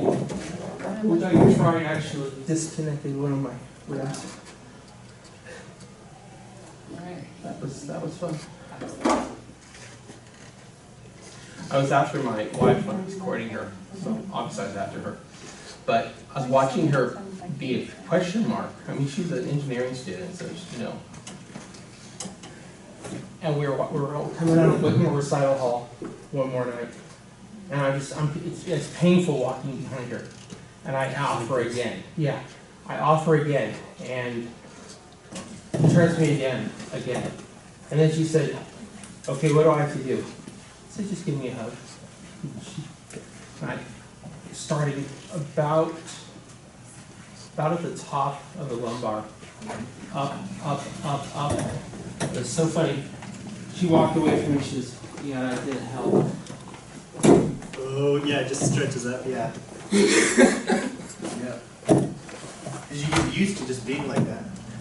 Yeah. Looks like you're drinking a small keg of beer. I know! It's a Bubba jug. I almost started laughing. It's even got a can opener right there, just in case you need to refill it. Wow. It literally looks like you're You're a drinking bottle small opener, excuse me. kegs of beer. I believe the last meeting, we were discussing the healthy water. Yes, exactly. Today was the arbitrary day of self-medicating for caffeine so as not to get a caffeine headache. And changing a handful of other things too. So I still may have sodas in here for a few weeks. It just depends on whether or not I start getting a headache, because I am fully addicted to caffeine. It's like I'm a smoker. I'm not a smoker, but that's my metaphor. Like, I've tried to quit multiple times, so I know what caffeine withdrawal is like. So if I start getting that headache right about there, Yeah. but I don't have caffeine pills at work. So pop caffeine pill in the morning. Eventually that'll be to where all I need, and then I'll stop doing that like every other day, and then I'll just taper down to where I don't need it at all. Caffeine pills are hellacious. They're a massive dose. It's about the same as a cup and a half of coffee. It's Just not go to- massive, but yeah, it's a lot of it in a relatively short period of time because they're not like time delayed. Go to Think Geek and you can order caffeinated soap. Well, I'm sure you can order caffeinated everything. Huh? Does that actually work? The absorption's not nearly what it is, it's consumption, but yeah. Your skin absorbs. Well, sort of. Certain chemicals can be absorbed Right. in your skin. The whole point of your skin is that it is a barrier. Barrier. It's not supposed to absorb. So most things will not be absorbed through your skin, but certain things, especially lipid-soluble things, can still get through. And acid. That's not really absorption. Yeah. Oh, unless of course, You're soaking in it. right, yes. That depends on which type of it, like if you're referring to the drug, then that's different, but just exposure to acid on your skin is not absorption, that's something else. If you can invent caffeine vaping, you have $1 million. See, the whole I'm not trying, I'm medicating to get rid of it, not just so that I have a different source of it. That's not the point. I'm just trying to avoid migraines while I... Isn't there a Gwyneth Paltrow character that was smoking to get off of the patches? I don't... Well, like if you're smoking. That sounds like it's something about Mary reference or something. Oh, Wouldn't that good. hurt your body Is that? if you were smoking caffeine? Wouldn't it what? Would it hurt your body? Because you're like inhaling in your lungs. Well, the whole idea behind vaping is like cigarettes. The thing that's most dangerous about cigarettes is actually not the nicotine; it's the other chemicals in the smoke from the burning. Right. Well, it doesn't matter what you're inhaling. It's the whole idea like acid comes in the drug comes in two major forms. One that you put on your tongue, and the other one you just drop in your eye. Because everything about drugs, be it an illegal one or a legal one like caffeine or nicotine, everything is about how you get it into your system. And the fastest way to get it into your system, i.e. into your blood, is through the massive surface area and absorption that you have in your lungs. Other than just minimizing it, which is, none of this is Drop good. acid in your eye. Yeah. They used That's why to they call keep it dropping acid. Yeah, they used to keep it in, like, Eyedroppers. Yeah, like in the sixties and Visine, seventies, yeah. I that was was getting to popular. put in your tongue, but who's stupid enough to put it in their eye? Oh, Well, and that's one of the Take it reasons. straight to your, Yeah, well, this is, the whole point is, that, like your question of does caffeine soap work? Well, not very well, because the skin is not meant to absorb. The thing is, your eyes are alive. Those are live cells. The reason your skin is a barrier is because there's layers upon layer of dead cells that protect you from the outside from getting inside. Well, there's certain areas of your body where to do its job, it has to be alive. Your lungs, their job is to exchange molecules between the air in your bloodstream. Your eyes, the outer surface of your eye is not vascularized, which means it has to get its oxygen from the air, but that also means that anything in the air can get into your eyes and then eventually be a diffusion into your bloodstream. So all you young ladies are far too young to be drinking, but when you get to that age, if you hold the alcohol in your mouth, it'll actually absorb through the top palate, and you can get schnockered in no time at all. I don't know if that's more efficient. The point is that when it gets into your stomach, the absorption in your stomach is very low. Because your stomach is not actually an absorptive organ, it's a digestive organ. And so it is lined with mucus to prevent absorption of most things. So most of the alcohol absorption actually occurs either in your mouth or in your small intestine afterwards. Small intestine, if you really want to get drunk really fast, and this is actually from the movie, yeah.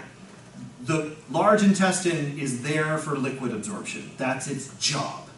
Oh, right. I've seen a lot of people come into the hospital drunk that way. Yes. Oh, yeah. You can That's get the new thing. alcohol poisoning Oh, really yeah. easily that way. Like you, wait, Rectally. yep, what's, they get, It's okay, called a butt It's like, plug. yep, yeah. it's like Yeah. bone. As has been immortalized by John Cena in the recent Yeah. movie I mean, we just- of How do you get there? cock blockers, or yeah, I think is what it is. John Cena, to prove his love of his daughter, to keep her from losing her virginity on prom night, butt chugs a beer. Because that's how you show your acting chops, is by taking a part in a really bad comedy movie. So there's a fraternity that died from it because they were bonging beers in their butts. Yeah. Jesus. That, see, what, okay, an idiot who wants to get drunk really fast. Teeny Tide Pods. Yeah. Yeah, like, one never has gone wrong by underestimating the intelligence of the average person. Like, a person can be very smart. Most people, in normal situations, not terribly smart, right? It's easy to make really dumb Yeah, you decisions. get a group of people together and like, oh, hold my beer, watch this. Yeah, exactly. The most dangerous, three most dangerous words. Hold the beer. I got it. Something dumb's about to happen. Yeah. With my friend, because my little nephew was right there, and I said, dude, hold him up. And for the next half hour, little Ian, dude, hold my. Yeah. Careful what you do around little mimic machines, 'cause that's all children are, is mimic machines. All right, let's get back into chemistry, shall we? So applied chemistry. It's sort of the border between chemistry and biology. Yeah. I think most of us are nursing students or something, you know, we'll see all of this in the hospital. Yeah, exactly. There will be a whole lot of like, really? Yeah. Shake Just, How did you get that up there? why would you do that? Yeah, The hamster, what? yeah.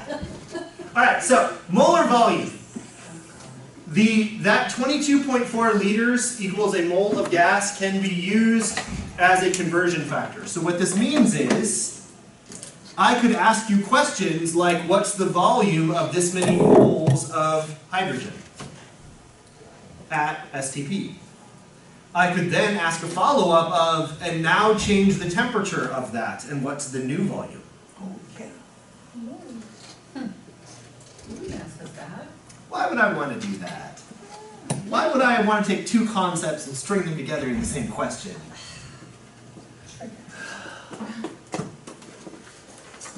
This is just another way of writing what I tried to impart upon you earlier, which is the molar volume of a gas. It does not matter what type of gas it is. It does not matter if it's helium, oxygen, nitrogen. It will occupy 22.4 liters at 273 Kelvin in 1 atmosphere.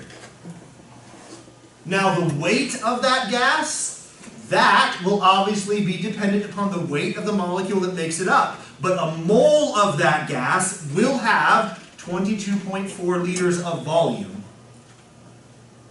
at STP, regardless of which gas it is. Hydrogen, carbon dioxide, butane, benzene, a mole of it will have a volume of 22.4 liters at STP. As a gas. It has a vapor pressure, yeah. Volatile chemicals, they become gases. Calculating molar volume. So, what's the volume occupied by 2.75 moles of? Would it matter? Nope. What's the volume occupied by 2.75 moles of? Doesn't matter at STP, right? Of X gas at STP. Well, we have our moles. So how do we get that? Well, we need the molar relationship between moles and volume. What was that again? Well, we just had it. 1 mole is 22.4 liters, or 22.4 liters is 1 mole, right? Whichever one's more useful. 3 basketballs. Approximately the size of 3 basketballs, yes. Although answers in basketballs will never be correct on a test. 16.4 basketballs. No. Creative, but no. So, we take our 2 conversions. We have 2.75 moles, so we're going to use the liters over moles so that our moles cancel, and that gives us 61.6 liters of nitrogen.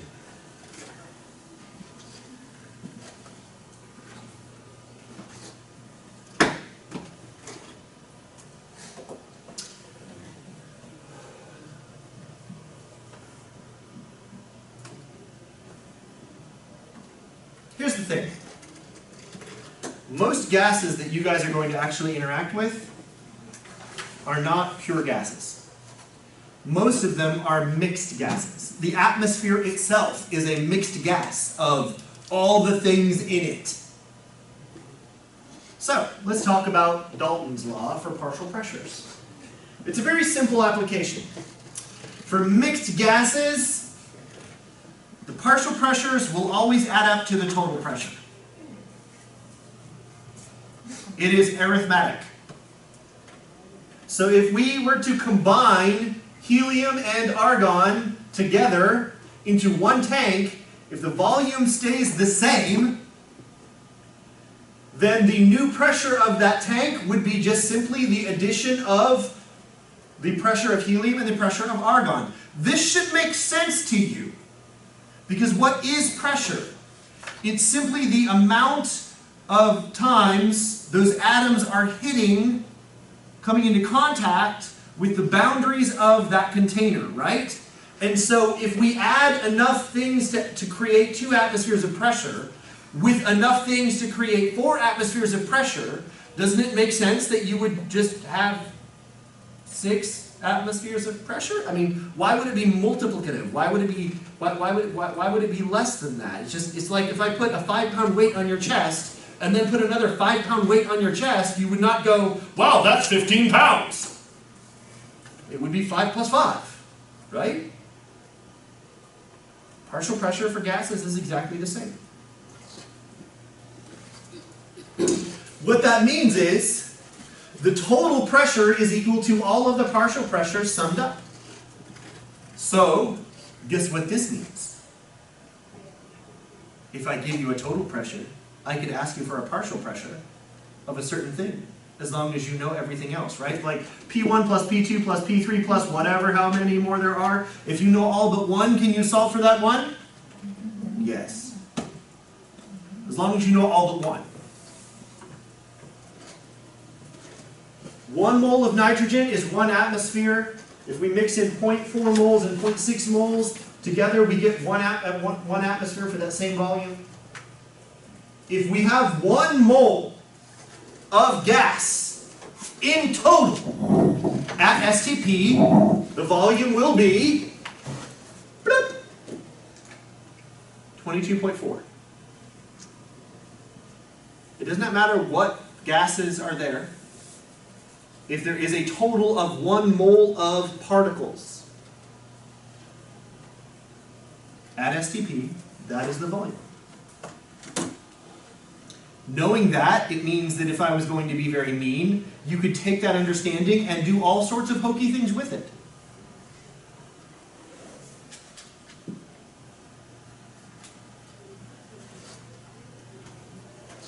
The air we breathe is a mixed gas. Nitrogen, oxygen, carbon dioxide, argon, water vapor, and any number of other things that might happen to be there. Ozone, carbon monoxide, a little bit of radon if you're talking about your basement maybe. Fun stuff. It's a mixed gas. What we call the atmosphere is actually the sum of all of the partial pressures of all of those gases, pushing down and colliding with us, with our skin. So, if we have a scuba tank that has oxygen and helium in it, oxygen's at 0.45 atmosphere, helium's at 855 millimeters of mercury, what's the total pressure of that tank? What do you got to do? We want the total pressure, P sub T, in millimeters of mercury. So what do you got to do? Got to convert the pressure of oxygen from 0.45 atmospheres to millimeters of mercury, right? And then once you've done that, what would you do? You would quite simply just add them up. So, 0.45 atmospheres at 760 millimeters of mercury per atmosphere is 342. So 342 plus 855, and our total pressure is 1.2 times 20 times 10 to the third, or 1,200. No. Yeah, 1,200. They're rounding for significant figures here.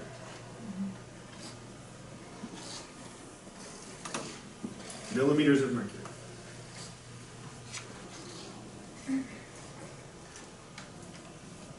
That's chapter 8. We've got an hour and a half left. Yeah. So,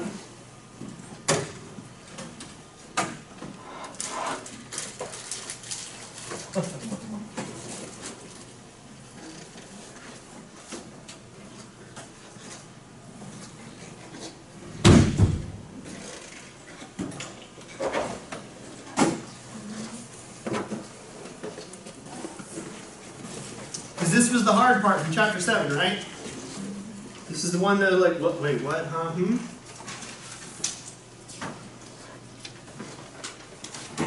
So let's do it.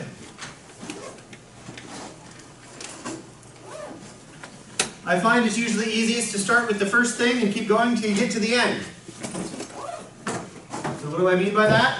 Let's balance number 1. What's the first thing you run into when you're looking at this equation? Sodium, right? Sodium nitrate. So, how many sodiums do we have on the left? 1. How many do we have on the right? 2. So at a very minimum, to begin with, the first thing we have to do is this. Everybody see that? That does not mean that that is correct. But in order to make the sodiums balance, we need to put a 2 there. Right? So, if we do that, remember, nitrate is a polyatomic ion. So, we have now created 2 nitrate ions on the left side of the equation, on the reactants. How many nitrate ions do we have on the right side of the equation? 6. Or 2. There. Currently 2, because we don't have a number there, right? So, are we balanced for nitrate ions so far? Yes. Yes. So let's go ahead and put a 1 there, just so that we know that we've already checked that one, right? So, if that is correct, then that means we have how many atoms of lead? 1. How many atoms of lead do we have on the reactant side? 1 currently. So we're good there. So that means we have how many atoms of oxygen on the left? 1. How many atoms of oxygen do we have on the right? 1. So, if we put that 1 there that we didn't fill in earlier because it's just there. So now, are we balanced? Yes. Yes. Doesn't that seem easy? Still getting a few like, maybe. All right, let's try the second. Silver iodide. How many silver do we have on the left? Well, we have 2 on the right, right? So let's assume that we're going to put a 1 here for now, right? We have 2 silver. We have 2 silvers on the right, so that means we're going to have 2 silvers on the left. So how many iodines does that mean we're going to have? 2. How many iodines do we have on the right? 3. Crap. All right, so what do we have to do to make the iodines and the silvers work? So we have 2 iodines on the left right now, but we have 3 iodines on the right. So we're going to need to go up to 6. Right? So in that case, how many of these guys over here on the right do we need to get 6 iodines? 2 of them, because there's 3 iodines right there, right? So if we put a 2 here, that gives us 6 iodines, right? But that means we need to come back here and change this. So now how many silver iodine do we need? 6. Whoops. 6. So that means we got to go back over here. 3. How many of these do we need? 3 to get 6 silver, right? Now remember, CO3 is a polyatomic ion. So, how many CO3s do we need over here on the left? 3. We have 3 here. We have 3 here, right? So that means we only need 1 of these. How many iron does that give us? 2. How many iron do we have here? 2. Are we done? So there's a good example of how you start at the beginning and then there's a, oops, wait, nope. That just becomes your new beginning and then you work forward from there. Now I do have a question for you. What if I change this, that 6, to a 12, and this to a 2, and this to a 4, what needs to go here? 6.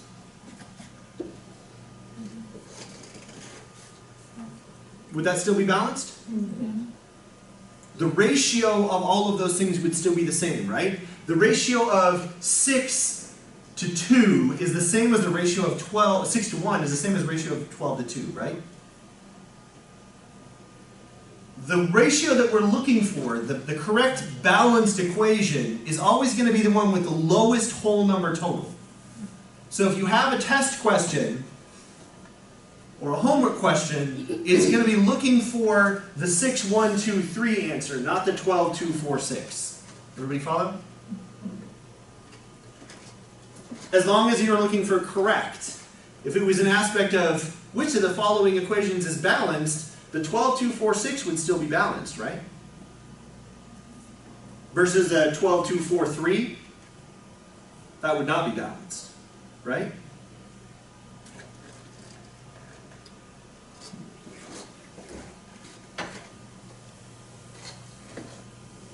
All right.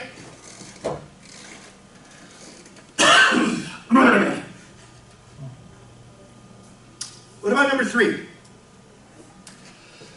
The first thing we're running into is carbon. So how many carbons do we have on the left? 2. 2 of them. So if we put a 1 right here, because that means how many of these guys do we need over here? 2 of them to get 2 carbons, right? Now, this is going to get a little hokey because what can we're going to have, well, we can still do it this way. What's 2 times 2? 4. So far we have not just 4, but we've also got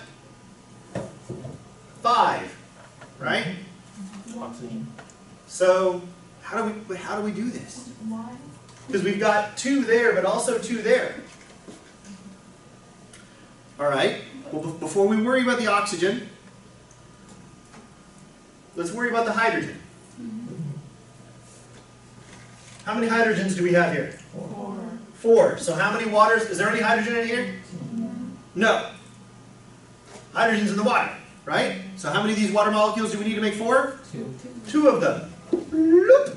Now, how many oxygens do we have? 2 times 2 is 4 plus 2 times 1 is 2, so that makes 6 total, right? 4 here, 2 here makes 6. How many do you have right here? 2. 2 of them, so how many needs to go here? 4.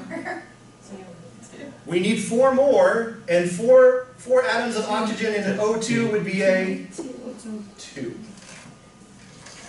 Everybody follow? So, if we'd have done it, if we'd have done that exactly the way that I suggested you do it, just start with the first thing and move on, you run into that problem. Holy crap, there's oxygen in both. Don't freak out about that.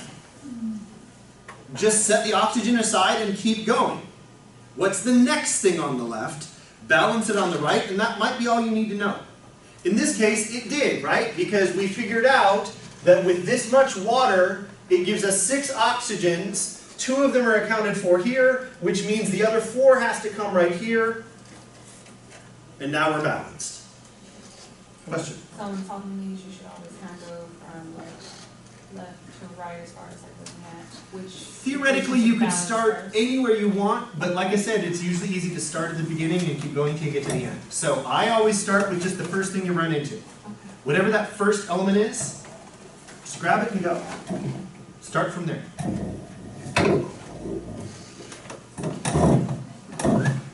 But that's, I don't know if by saying it that way that you made it clear, start with the element, not with the polyatomic atom. That's true. I mean, start with the first unit of something you can compare, right? In this case, carbon. And the reason why it's meaningful is because, yes, we weren't trying to balance the number of nitrogens separate from the number of oxygens. Whenever possible, identify your polyatomic ions, your sulfates, your phosphates, your carbonates, because those are probably not going to change, which means you can balance them as a unit instead of having to balance the P's and the O's separately.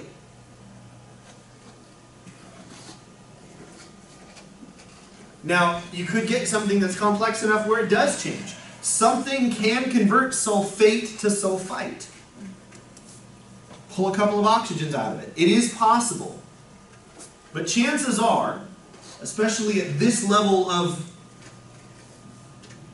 technical difficulty, we're not going to be dealing with that type of equation. And even if we were, it'd be really obvious because there wouldn't be an SO4 on the right, you'd have an SO4 on the left. So for example, here's a polyatomic ion right there, sulfate, and is it still sulfate on the right? SO4, right? Now we know right off the bat if we had a problem, because if that was SO3, well, crap. They just got a little bit more complex, right? But it's not, it's still SO4. So we don't have to worry about sulfurs separate from our oxygens, because that's a polyatomic ion. It's going to move as a unit.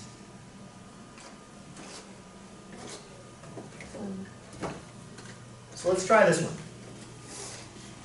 Start with the first thing and move on. We have how many zincs on the left? 1. How many on the right? 1. Okay, well let's go ahead and put a 1 and a 1 here then. Just for a placeholder, right? So that leaves us with 1 carbonate on the right. How many carbonates do we have on the left? 1. Also 1. Which leaves us how many lithiums on the left? 1 times 2, right? Because there's a 2 right here that I'm sort of covering up. So that gives us a total of 2. How many lithiums do we have over here? 2. So we can put a 1 right there. Are we done? Well, all the spaces are filled up, but are we done? We haven't checked everything yet, have we? 1 sulfate. 1 sulfate. Now we're done. Because if it wasn't 1-to-1 for the sulfates, we would not be done. We would have a problem, right? And we'd have to go back, change all the numbers again, account for the sulfates first, and then work backwards. Probably would be the way that I would do it. Find the problem child, fix it first.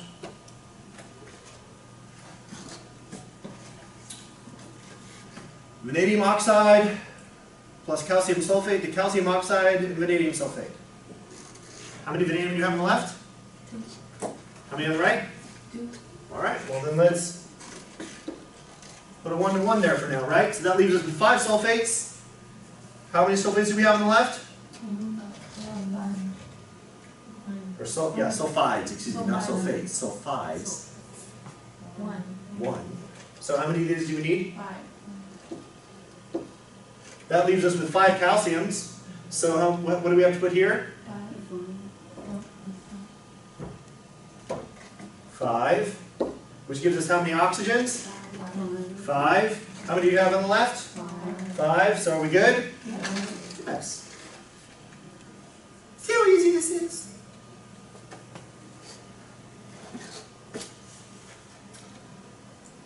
Let's do number 6. Manganese nitrate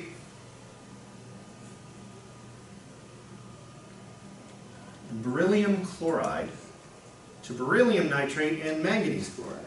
So how many manganese do we have on the left and the right? 1 of each, right? So let's put a 1 and a 1. So 2 chlorides here. How many chlorides do we have over here? 2. So we can put another 1 right there. That gives us our 1 beryllium here. How many berylliums here? 1. So we can just keep putting a 1 there, right? That gives us how many nitrates? 1, 2, 2 nitrates. And how many nitrates over here? 2. So are we good? Done. All right. For the first 6 things, tell me what type of reaction that is. Double replacement. For number 1, is it a double replacement? We have 2 dance partners, sodium nitrate and lead oxide. Who's lead dancing with on the right side? The nitrate. Who's sodium dancing with on the right side? Oxygen. So we have swapped. Sodium and nitrate are no longer dancing together. They are now dancing with the other partner. So it is a double replacement, right? How about, so for iodide and iron, carbonate. Once again, double replacement. Silver is not dancing with iodide anymore, now it's dancing with carbonate, and iron is not dancing with carbonate, now it's dancing with iodide, so double replacement. How about number 3? C2H4O2 plus oxygen goes to form CO2 and H2O. What is that? Is that a double replacement? Is that a single replacement? What is that?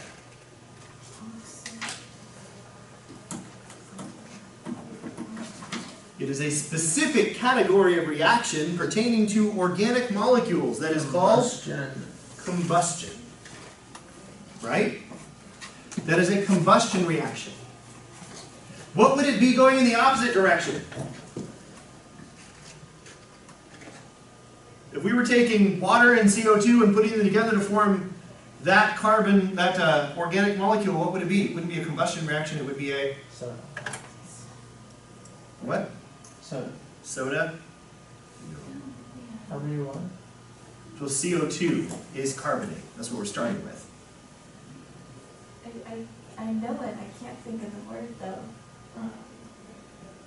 S? Synthesis? Yeah. As opposed to decomposition? This is a decomposition reaction. It's just a decomposition reaction of an organic molecule, which is a special case we call combustion. What's the next one? Or next one's number 4. Zinc, sulfate, and lithium carbonate. Double replacement. Double replacement again, right? Vanadium oxide and calcium sulfate goes to form calcium oxide and vanadium sulfate. What's that? Double replacement. So far, it looks like pretty much everything's a double replacement. Oh, here's one down there. SA, all the way down to number 9. 8 sulfur to begin with, so how many do we need over here? Put a 1 right there. That leaves us with how many O2? 16 oxygens, or 8 O2s, right? 8 times 2 is 16, if we're going to keep doing the math the way we have in the past. So that means we need 16 over here, but it's an O2, so how many do we need? 8. Synthesis. We're taking A and B and making a B. Combining things together, right? You make it have Alright, so do we feel good about this? Are we feeling confident about this? Maybe. Shall we keep going? So 8 is a combination. Combination, synthesis, yes, combination. I believe the book does call it combination, not synthesis, but combination as opposed to decomposition. That might have been what you were reaching for, combination, since that's the specific term the book uses. All right, let's try this one. Silver bromide, gallium phosphate? I think gallium. So, how many silvers do we have on the left? 1. How many do you have on the right? 3. So we need to put a 3 here, right? Which leaves us with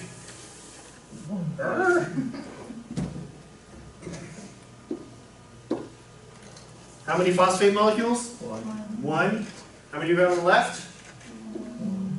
1. So we'll put a 1 there. Which leaves us with 1 gallium, which means we have 1, which gives us how many bromines? 3. Are we good? Done.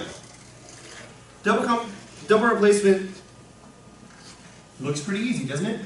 We have 2 combination, we have 1 combustion. Combustion's the one that's tricky. Single replacements, double replacements, synthesis, those, or combination reactions, those are pretty straightforward to balance. It's these really complex guys right here, where we're not just swapping dance partners, right? Especially since combustion reactions are going to include organic molecules, which means it is almost a guarantee that you are going to have oxygen here and oxygen there. Anytime you have the same atom in multiple things, it's going to get hairy. Because you can't just guess, well, what if we go 2 from there and 4 from there, or 1 from there and 5 from there? Like, you can, and then just figure out where it balances out, but that would take a long time, and that's not worth it. So when you're dealing with combustion reactions, my suggestion is to start with your carbons, then move to your hydrogens, and then figure out how much oxygen you need to finish. Everybody follow? That's the best way to tackle those. All right, let's do number 8 just to finish it off. We've done everything else. Dihydrogen sulfate. Hydrogen sulfate.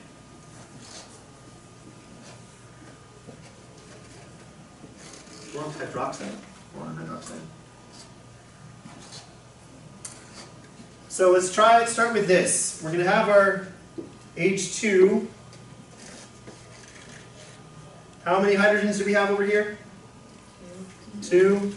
Do we have any hydrogen in here? No. So how many hydrogens there? 2. So let's put a 1. Is that going to work? No. You can already see a problem, right? What's the problem?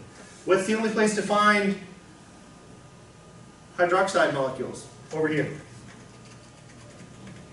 Do you see a hydroxide molecule anywhere in here? I do.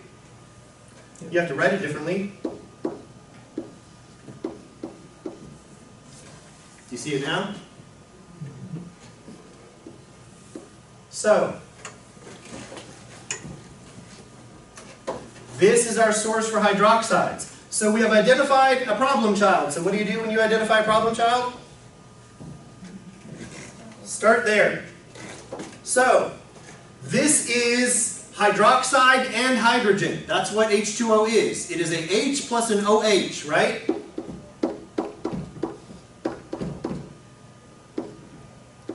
Smart. Oh. Going back in and filling in space does not work well on Smartboard.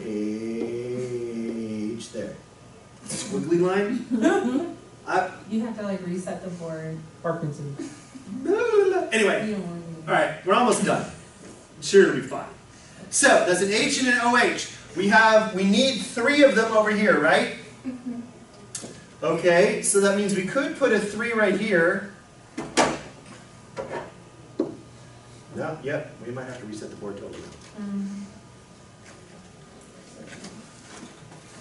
There should be a button. Or Is that gonna do it? no. No. There's a button I think like in the center. It'll get you to like this gray screen. And then if you tap. And then the Smart. the one to the far. Smart, yeah. Hit that. Yeah, because it's really hot. Use your mouse and just click it. And you have to tap like all 4. Yep, so then you start the tapping thing. Nope, tap up there in the corner. Right there with the X's, Okay. it'll have you do it in each corner. Yeah, In the center. do it with your hand. Yeah. There's someone else. Put the pen back in the tray. Well, that might Oh be yeah, good. that one. There we go. Tap there? No. Like maybe hit it hard, because these kids kind of hit it. Punch. I don't think the press, like, okay, fine. Hard? No. No. Well, Usually No, you press Class the is over. center. Of Oh yeah, press the center target and release. Yeah. Press the center of the target. Take your drawing device.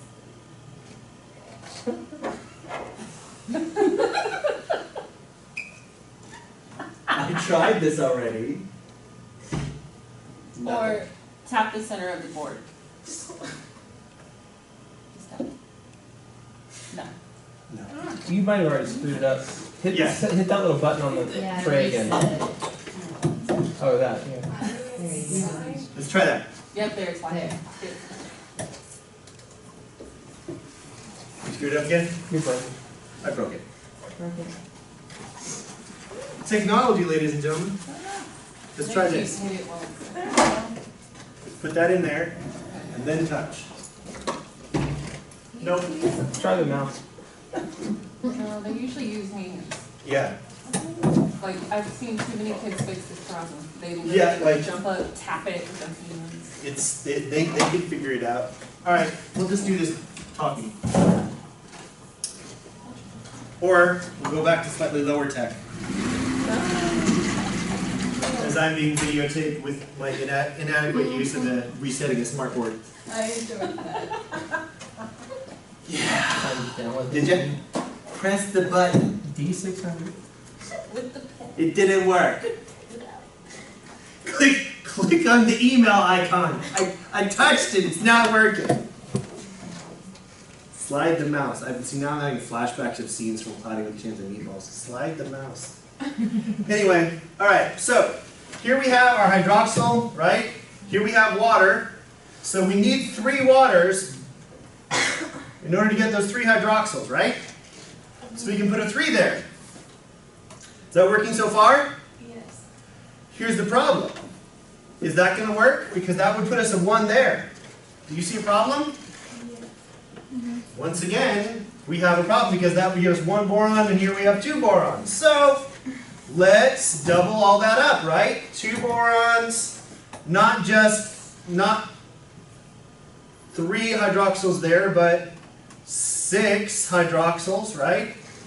So, that's 2 borons to match that. That's 6 hydroxyls to match that, right? But that means we have how many hydrogens from this? 12. Well, 12 total, but one of them is in that.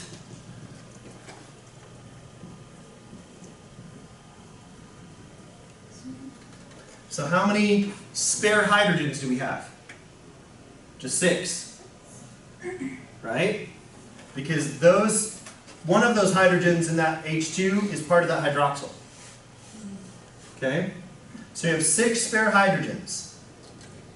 So what would need to go here?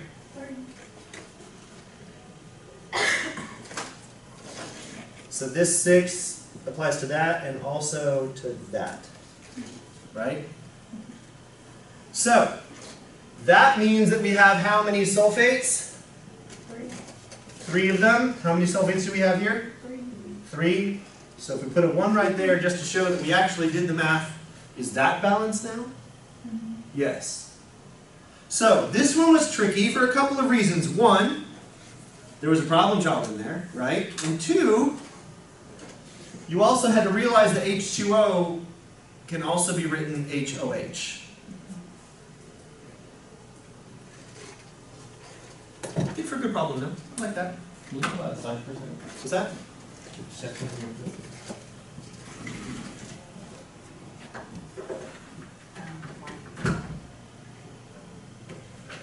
What's the reset button? Right here.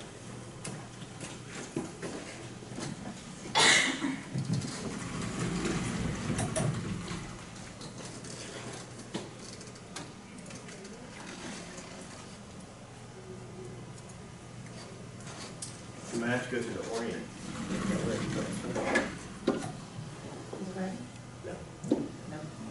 Okay. That would fix the electrostatic discharge problems. Oh. Oh, goodness gracious. They don't actually show the reset button, they just show it's back. Oh, no, they do show it.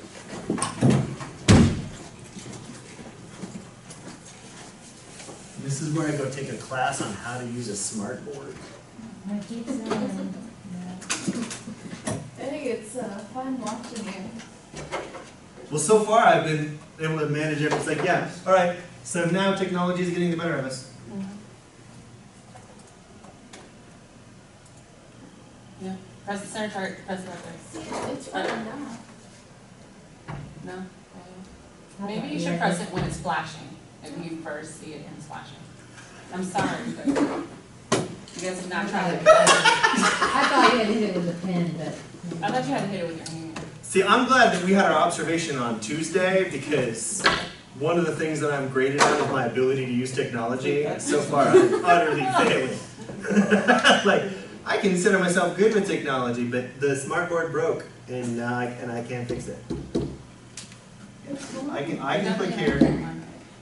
Do the touch recognition. Now touch it quick, touch it Really quick. touch it? Nope, it's too late. Try it again. All right, ready, set, go. Nope. No, still nothing. No. Go back to the menu. And click touch recognition center. Ah. That's this. Okay. You put your double loop pen. Just work it. It might just need to be reset. See, this is the orient button, but that just brings us straight to it. And it doesn't matter if I click it or he click it, it doesn't matter. Okay, try it one more time.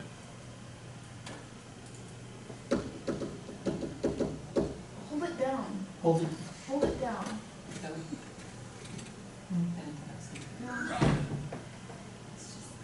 Do you want to try? Yeah, yeah. We're spending chemistry time figuring out our smart board. Yeah, I have a question about mold. Go for it. Okay. While somebody else plays with the screen, I can answer chemistry questions. Okay, because, like, I just printed this random thing off. What is the mass of one molecule of oxygen 2? Mass of 2 moles of HFC. What's the mass of one molecule of oxygen? Yeah. Well, that's one atom, right? One molecule of oxygen is 2 oxygen atoms, because it's O2, right? Right. So, you know the weight or the mass of a mole of oxygen atoms, right? Where would you find that? I got those number 6. Well, that's the number of atoms it takes to make a mole. What's the weight of a mole of oxygen? 16. That's for O1, but this is O2.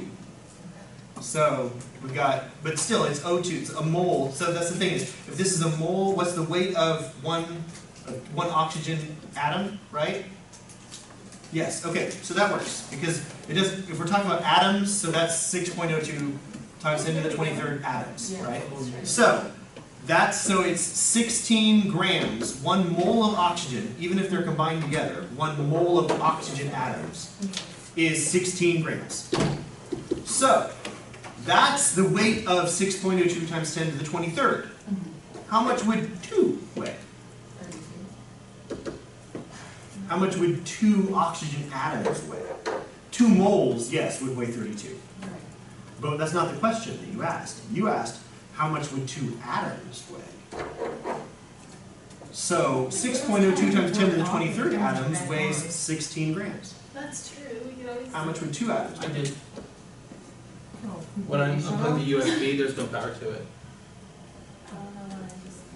Is it, you losing it? So, if you know the weight of 6 times 10 to the 23rd, Yeah. alright, so what you do is you just take the weight of that, divide that weight by 6.02 times 10 to the 23rd, and that tells you the weight of 1 oxygen atom. Oh, so you divide that by that. So 16 divided by 6.02 times 10 to the 23rd. And then since it's asking for 1 molecule of O2, you just double that. It's unplugged. That's what it keeps saying, that it's unplugged. Anyone else have chemistry questions? Are you sure it's plugged in? Otherwise, because it was working This before. is the power indicator. Just making sure. I When you would do it. disconnect the Divide by communication two. cable, it also kills the power. Times 2. Times So Because if you take once the I weight of plug a it back mole in, you watch. I'll do a quick and solve. divide it by the number of atoms in a mole, that gives you the weight per atom, right? Which should be some really, really small number. two. So it'd be like 1.204, 10 to the 24. Negative 24th. Oh, I got it, I think. It went green! Yeah. Now, yeah, there you go. How'd you do it? I might have done it actually. Nope, nope, because see, I was clicking there too. Okay. You're gonna have to go back and do it again. I actually. You're getting somewhere. Does it need the red pen? Is that the deal? It needs the red pen? Nope. Like, why is it negative instead of positive? Why is the negative coming up? Yeah. Okay. Because got it's negative, because it's a really small number. That's- Scientific notation times Yeah. 10 to the negative 23. it. That means it's 0.0000000000000. On here it doesn't say Right. negative, it says 23. Should be double tap, yeah. Even, That didn't do it. why is it negative? That's so weird. Why is it negative? So, I'm gonna start over using that. I'm like Let's so start over confused using because I that. keep thinking it's a positive number, so I'm like. It is a positive number, Yeah, but the scientific notation is negative because it's a very small positive Next one number. should come up. I'm so lost, I'm sorry. Well, I might be answering a different question than what's on your paper though. I'm answering the question that I believe you asked. Okay. So what was the question on your paper? Let me make sure I'm understanding it correctly. I think when it's green is. It's like, it's there, it seems, it's just getting there, I'm sorry. No, it's quite all right. They're having fun up on the screen. Okay, Alright, try I just double. get confused with how to get there. What is the mass of 1 mole of oxygen? What is the mass of 1 molecule of oxygen? Yeah, so Is it like? the mass of 1 mole of oxygen is 1 mole of O2 Mhm. is 32, right? Because it's 16 times 2. Yeah.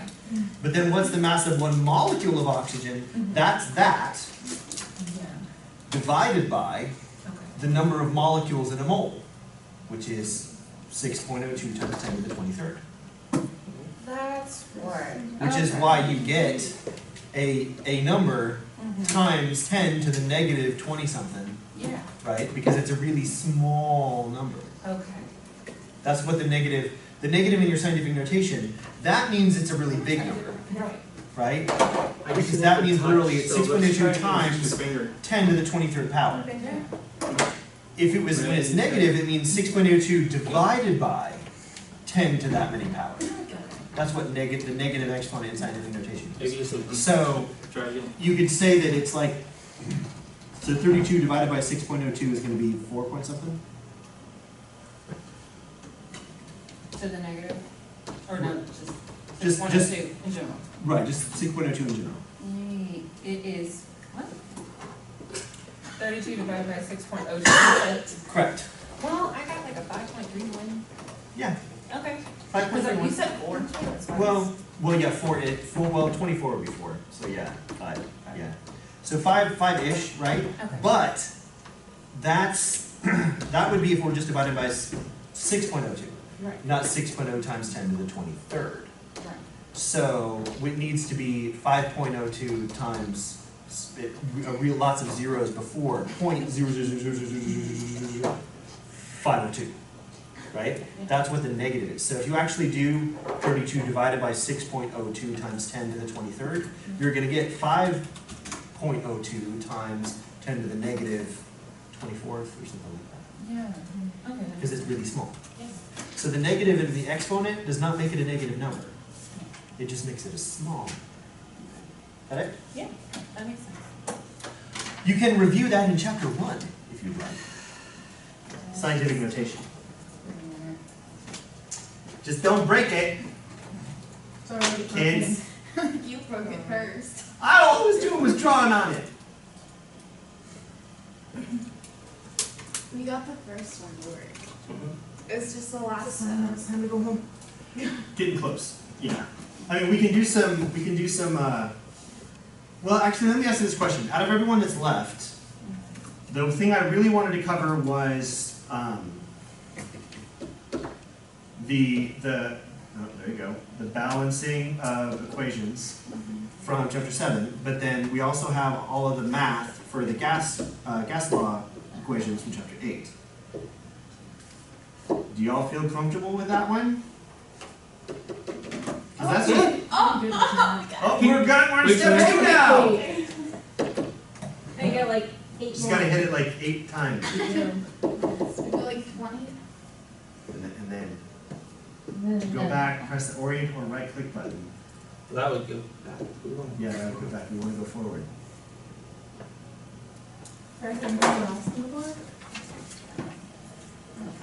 Yeah. So how many other times have you guys run into this in the Smartboard class? A lot. No, this happens all the time. It does. Well, this is the first night that we've used the Smartboard. And the lesson that I'm getting is, don't use the Smartboard. I keep saying they need to have a class, you know, when they hire and do new hire orientation and teach, and it's like, Well, and teach this thing and D2L. right. Well, yes, but D2L has some like online stuff that I can look at. And Smartboards are fairly intuitive, but it's crap like this. Because here's the thing. We're doing it right. It's not accepting it. So this is not, at this point, I don't think this is human error. This person's using their finger. Right, a finger. Because it should just be touch, touch, touch, touch. That's good. Yeah. And then wait, because apparently this one takes a long time. So we just have to wait for the next one to show up. We're touching right, we're just not releasing right.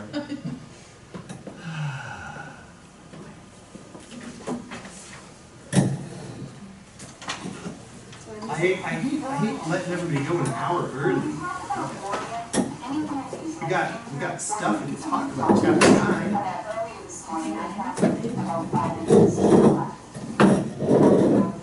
Quit talking, lady, and do it. Yeah. Hey, there's beeps. Do you got sound on this thing? It should be on. I didn't turn it off.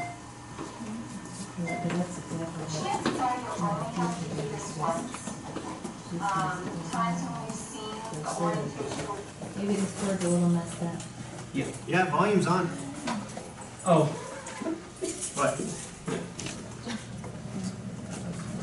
It might not be wired right. Well, but it was working before we started. Like, we got through all of those things, and then finally started screwing up when I was drawn over here.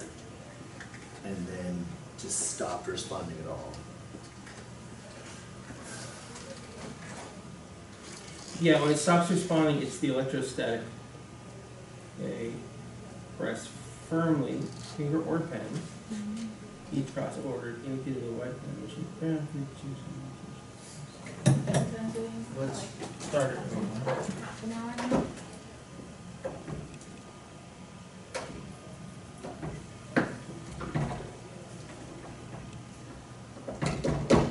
There's There's one. one.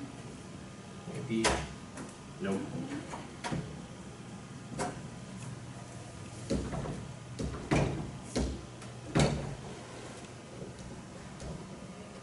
feel like if you put too much pressure on it, you're gonna break it. I like this back.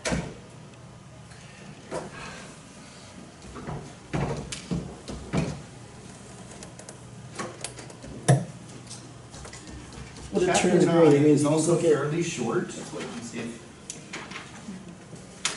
it advances.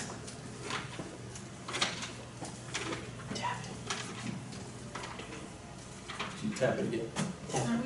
I think when it turns green is when you're supposed to tap it. Sort of, we're doing about 4 Wait, chapters yeah, per wait week, till per it's test, done. yeah. There's one that's gonna be maybe 5, and then another one's gonna be maybe 3. Because some of the later ones, when we get into organic chemistry, those are big chapters that we're probably gonna have to go slow. And so we may only get 3 on that one. So, but we get what we get. But the syllabus, as I recall when I built it, it was a minimum of 1 per day, but I didn't split one until later on. So I don't think we'd be behind if we just stopped now, especially since half the class isn't here. But I think where they go. Well, some skip. Oh, wait. The smartphone has detected an inaccurate position. You must re-enter 1 or more. Operation points. Or orientation points. Yeah, no, I think I have it. Whoa, no, it didn't. There you go. Oh, no, we're into 3. Was it green when you? Yeah, it was green. Wait, why did you pick up that pen? It was already. I already. Yeah, she had it in her hand. Okay. Try to just tap this in a few times. Yeah, nope. So close.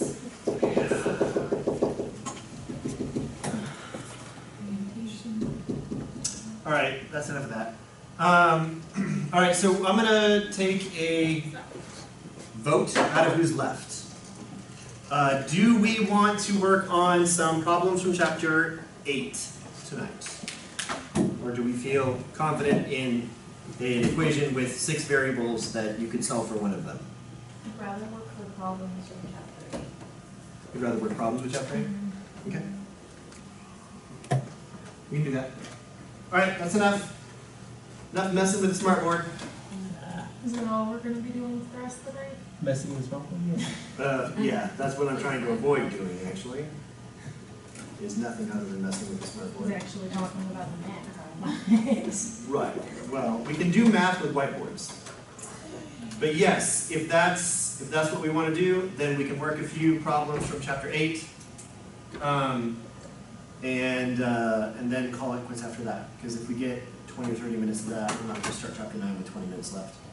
So if you are confident, you could partake of the same course of action that half the rest of the class has.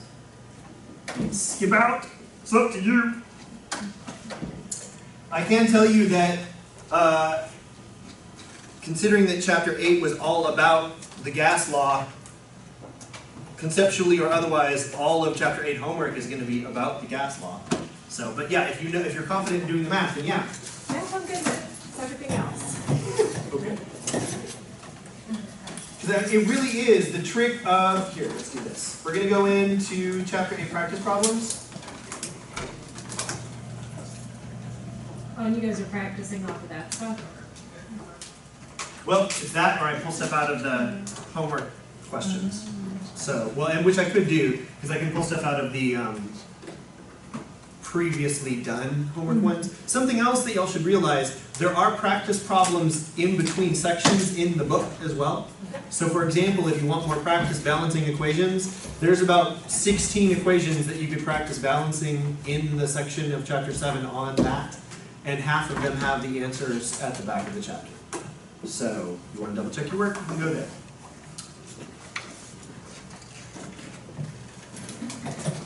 That's enough, Michelle. We're done. Weird. And We're done Probably just make it like reset. with that. oh, I did a hard reset. I wanted to check something real quick on the. You think it's a light sensor thing? It's too No, large for it to no. tell? No, that's actually good. Gonna edit out the last 30 minutes of dorking around with the screen? No, that's educational too. No, I was trying to see, I think the glare, you said the glare, looking at the slides, was the reason for not having the lights on? That, yes, it is harder to see the slides, in my opinion, with the lights on. Do you guys agree? Yeah, there's like a little minus of parameter. Alright. I mean, we need the lights on for the math that we're about to do anyway, so we'll leave it on. So we'll play with it for a little bit and see. So here we go. So let's try this. A water barometer is 13.6 taller than the HD barometer. This is a conceptual question. So that's not math, but can you answer it? A. So if we have, if air is, if it is pushing, so what's happening here is the water barometer is 13.6 times taller, which means that the pressure of air is pushing on it and it's getting even taller. So we have, it shows less dense than mercury, it's heavier than mercury, or air is more dense than water. That part wouldn't matter, right? Plus it's wrong, air is not more dense than water. So H2O, the density difference between water and mercury, if it is less dense than that same pressure, would push it more. What slide is this? This is from the practice problems slide set, Okay. which you could also download and or print out if you wish. I just wanna Thank know. you, Vanna Adam. You are welcome. Should I like, Because I'm trying to figure out where it is. that if you didn't drive, it's online in the content right next to the notes. You probably just didn't download it and print it out because up until now we haven't ever opened one. Did you get it? Okay, you got it? All right. Yeah, so for 2, the answer is that water is less dense than mercury. That's a conceptual question. All right, so a sample auction has a volume of 12 liters at 600 millimeters mercury. What is the new pressure when the volume changes to 36 liters at constant T and N? So, what do we have? We have a volume of 12. So let's do it here. V1 is right there. Here's P1. A. Yes? 200. Okay. What's the new pressure when the volume changes to 36? So we have V2. We want to solve for P2, right? So PV over T. Temperature is not changing, so the over T part goes away, right? So PV over T is the equation, right? But T is not, doesn't matter, so we just need the PV. So P1 V1 is equal to P2 V2. We have V1 and P1. We have V2, so let's divide by V2 so that it cancels out, right? So we have P1, V1 over V2 is equal to P2. So does someone have a calculator where we could do that math? Did you do that right? So we have pressure is 600 times 12, actually we could do that in our heads, can't we? Can't you just 12 over 36? 12 into 36? Yeah, three which is, times. yeah, just 1/3, right? Oh, yeah. 600 millimeters of mercury Yeah. is P1. The initial volume was 12 liters. The final volume was 36 liters, so 12 over 36. Okay. So 12 over 36 is the same as 1/3, right? So 600 times 1/3 is Okay. 200. A. See, we're right. So did we do it right? We have initial pressure, we have initial volume, we have final volume, we need P2, that's what we solved for, right? P2? Yep. So we're going to use Boyle's law, which is P1V1 equals P2V2. That's what we did. There's the algebra that we did. So the answer is 200. We did it right.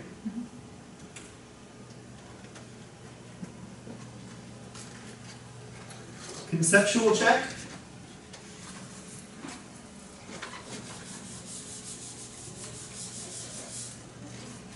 We have a cylinder containing helium gas.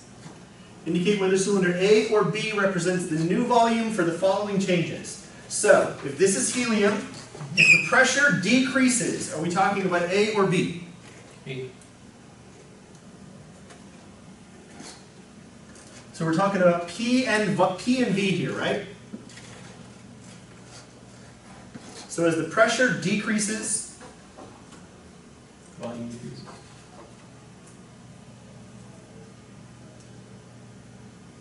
pressure decreases, volume should decrease. Right?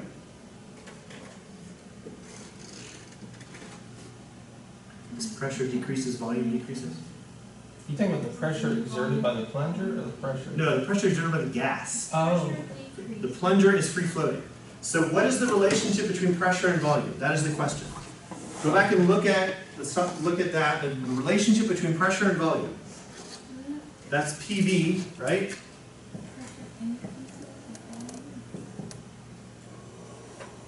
the pressure per case is PA. One is A, two is B.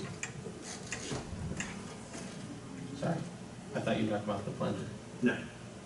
So if the pressure, if we decrease this,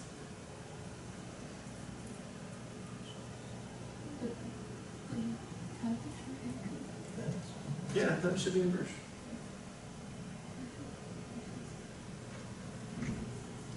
Let's do this mathematically. Yeah, it's inverse. P1, let's just make it equal to 1. V1, make it equal to 1. This is not normal taking a test. What? Let's see him having to work through it. Yeah. Yeah. So we have A or B, new volume for the following. Pressure decreases. So pressure decreases to 0.1.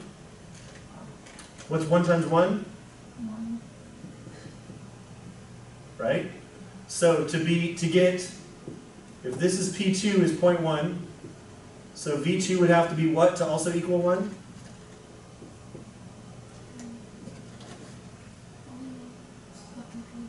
Yeah, it's inverse.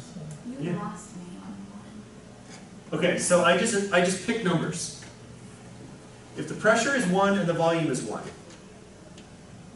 because we're not told what any of these things are, right? This is just purely conceptual. Pressure is 1, volume is 1. So those are our initial values. But the first question is, what happens when the pressure decreases? Then volume increases. So I just changed the pressure from 1 to 0.1. So the pressure went down. So the volume went up. But if the pressure goes down, they have to be equal to each other.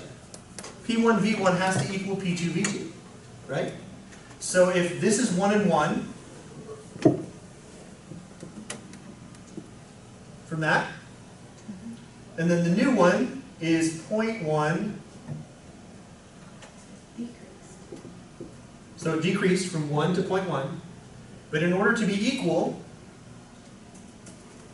the other one has to go up. So, Volume increases and pressure decreases. And if pressure increases, volume has to decrease. that's the relationship. And we can double check that. So B would be for number 1 and A would be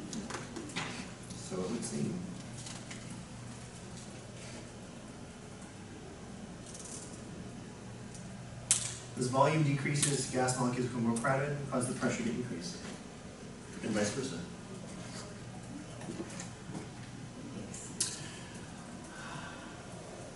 Okay, so here's why. It is the plunger. So when we're talking about, so here we have pressure and volume, right? But if the only way to decrease the pressure with the same amount of gas is to raise the plunger so that the same amount of gas takes up more space. So yes, we're changing the plunger. So the only way to decrease the pressure is to allow the gas to occupy more space. So as pressure decreases, the volume increases. And that's because of the impact of the piston. So the same thing, as pressure increases, the only way to make pressure increase is to make the volume smaller so the piston goes down. And that's assuming that we have the same temperature and amount of gas, that we're not adding gas to this mixture, right?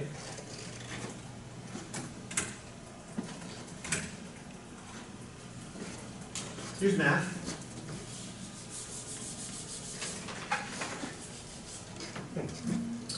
A sample of helium gas has a volume of 120 mils and a pressure of 850 millimeters of mercury. What's the new volume if the pressure is changed to 425 millimeters of mercury? So we're still looking at volume and pressure, right? So PV, P1V1 is equal to P2V2. What do we need to solve for? P2. The new volume. So we want to solve for this. So, how do we get that? Solve for V2, that means we just divide by P2, right? So that means P1 over P2 times the initial volume is equal to our new volume. So our P1 is 850. Our P2 is 425, which thankfully, practice problems make math really easy. What is that? 850 divided by 425? 2. So our initial volume is 120 mils. What's our new volume going to be? 240. Make sense? Identify what you have. Identify what you need. Plug it into an equation that solves for what you need.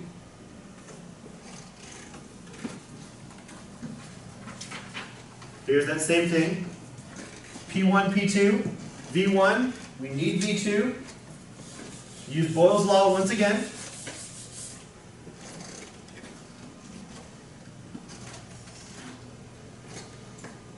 $120 times 850 over 425, 240.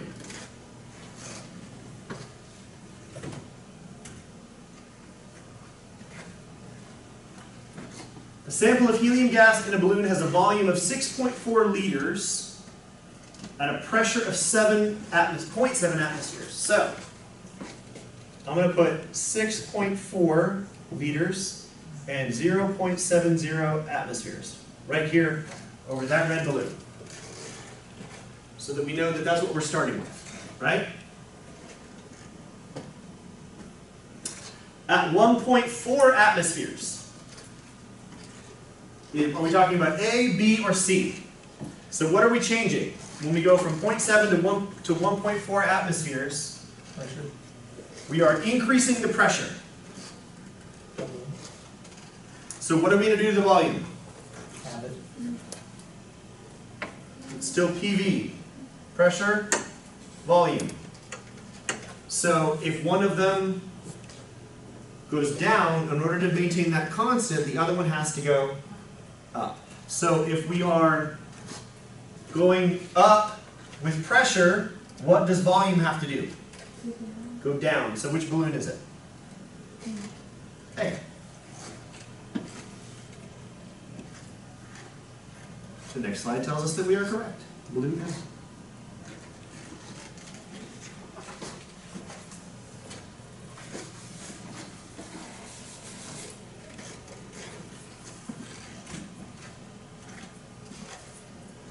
Here's something that we didn't, I mentioned it before. This is just algebra, so I'm going to use this slide here for a second. So our natural gas law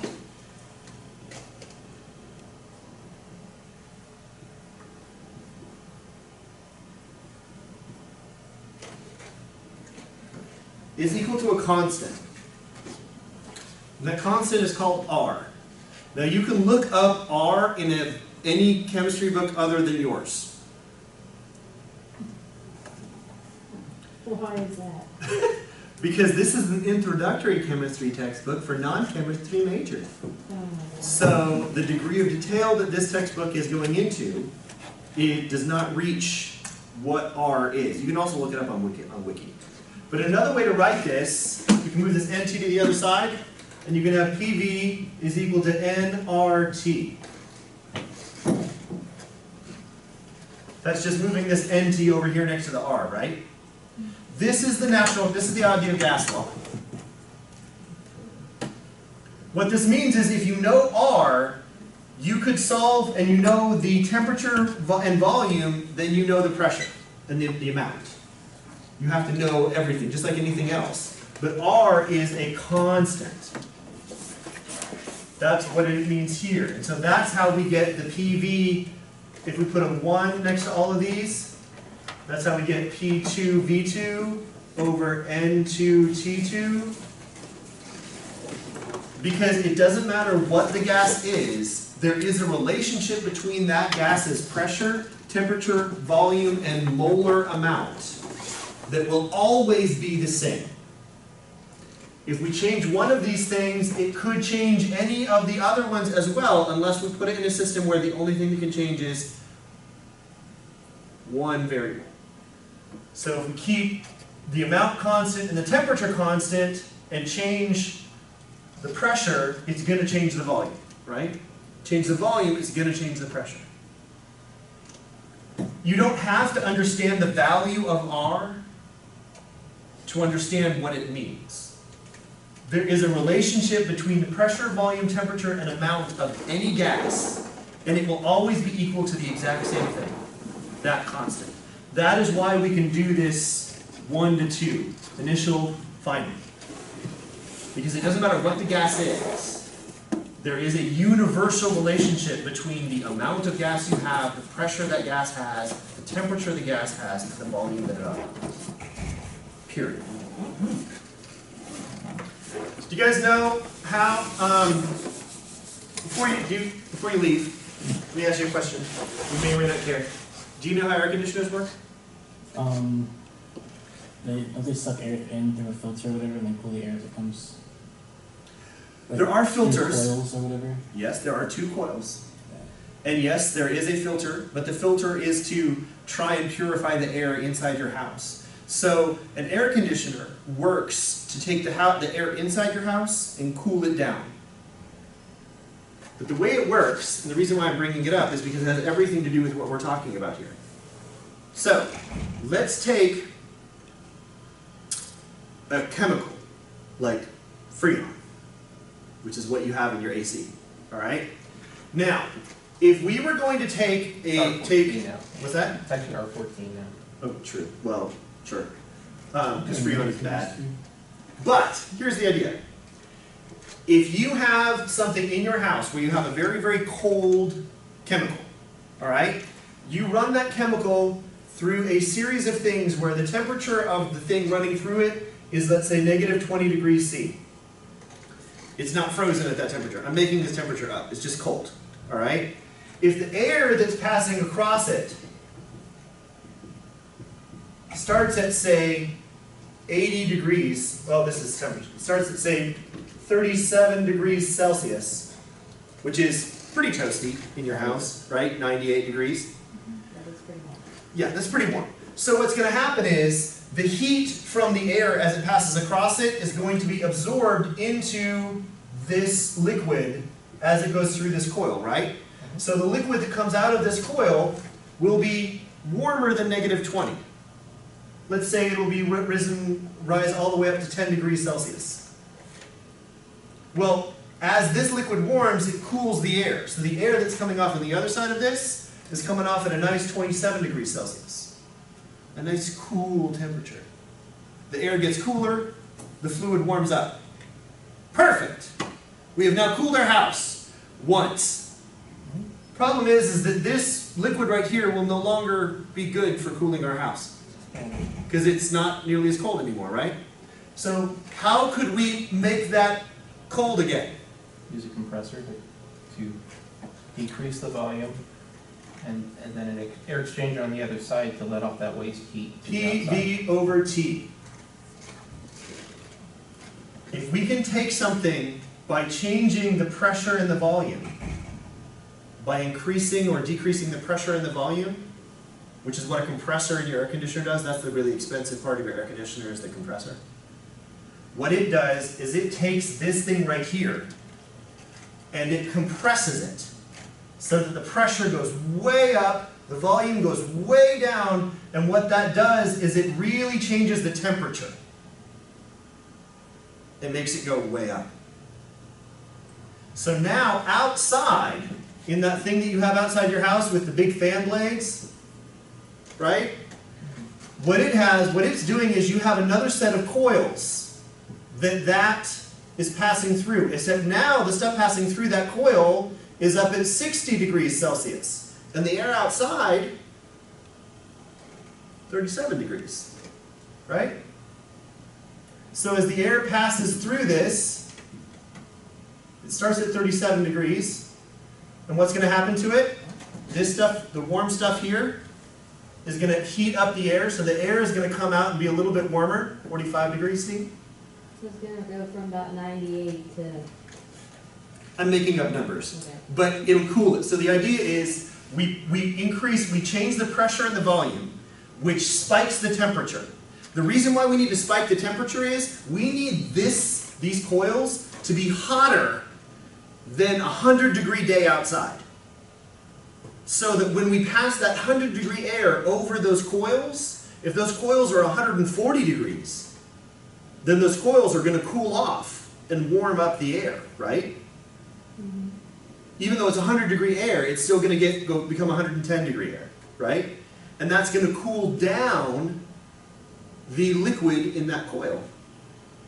Now, what do we do next? We pass that back into the house, except right before it gets to those coils, there's a place where it can expand. So now all of a sudden the pressure is going to go way down, the volume is going to go way up, so what's that do to the temperature? What is it? Makes the temperature go way down. So now we're back down to negative 20 degrees C.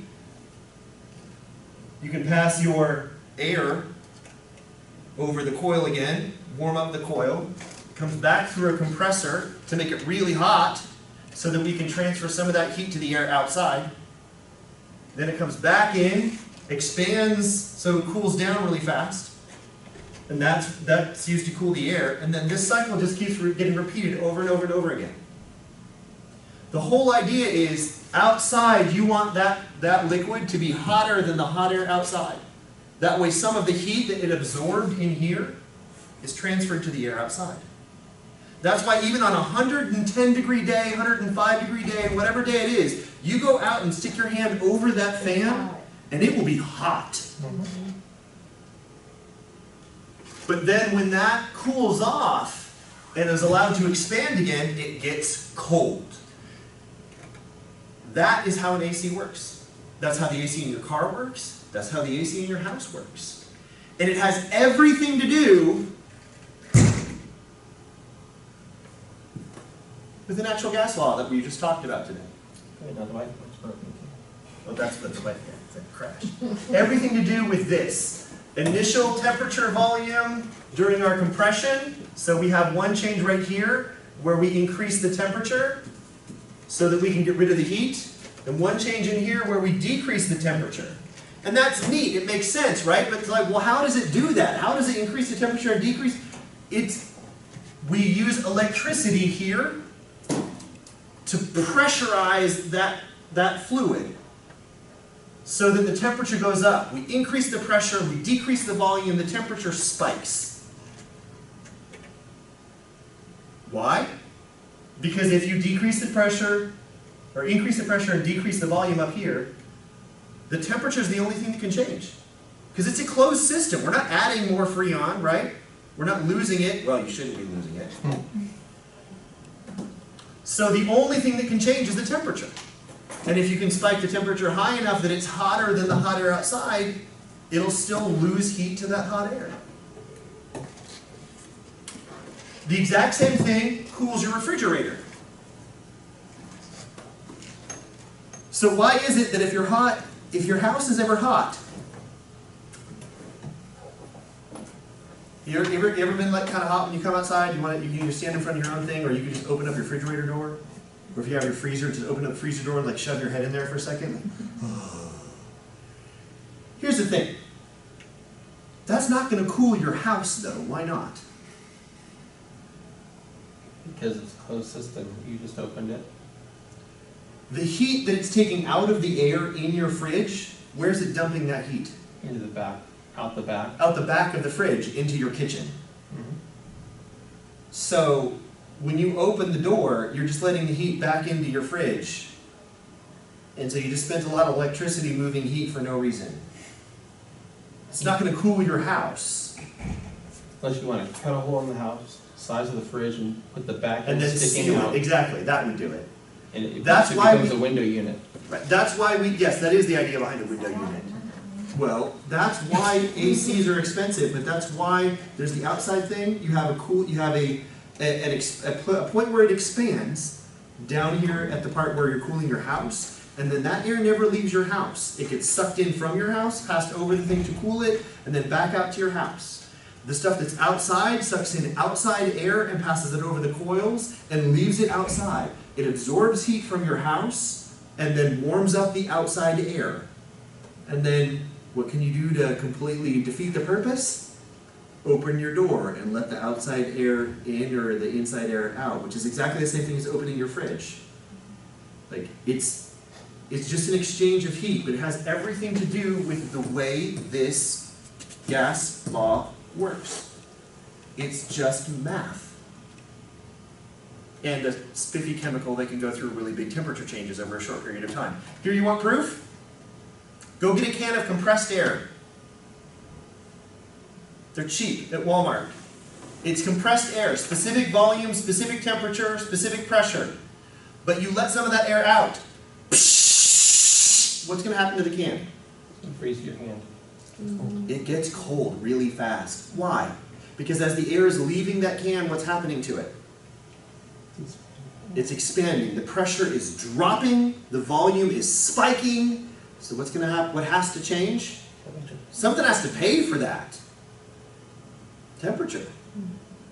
The temperature drops. The can gets cold because the energy that was part of the temperature of the can is the energy that is being used to pay for that increase in volume. It's not free. That's the concept behind your AC. And that is this equation. Just with a lot of tubing and chemicals that are bad for the environment. And electricity. So anyway, you can feel free to jet if you wanted to. I just wanted to point out, because that's one of those how does it work that a lot of people don't have any clue.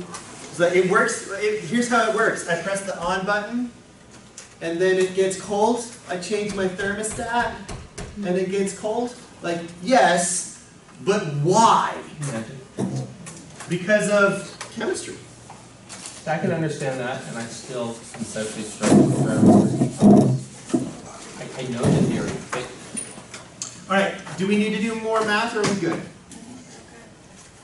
These problems are in there. We worked through some of them. You can download them, look at them. There are problems in the book, in the sections for each law. Boyle's law, Charles' law, right? And there's also problems at the back. My suggestion, maybe work through some of the ones where the answer is provided. Those are the ones in red. Because the homework problems are going to come from the one in black. You can work through those too, and then make your homework faster, or you can wait until you figure out which ones I'm going to use. All right. I work on all cards, so a lot. I'm here as long as you guys want to hang out, but if you guys are, so if you have specific concerns, we can keep going. As long as I didn't just like leave black marks all over my head.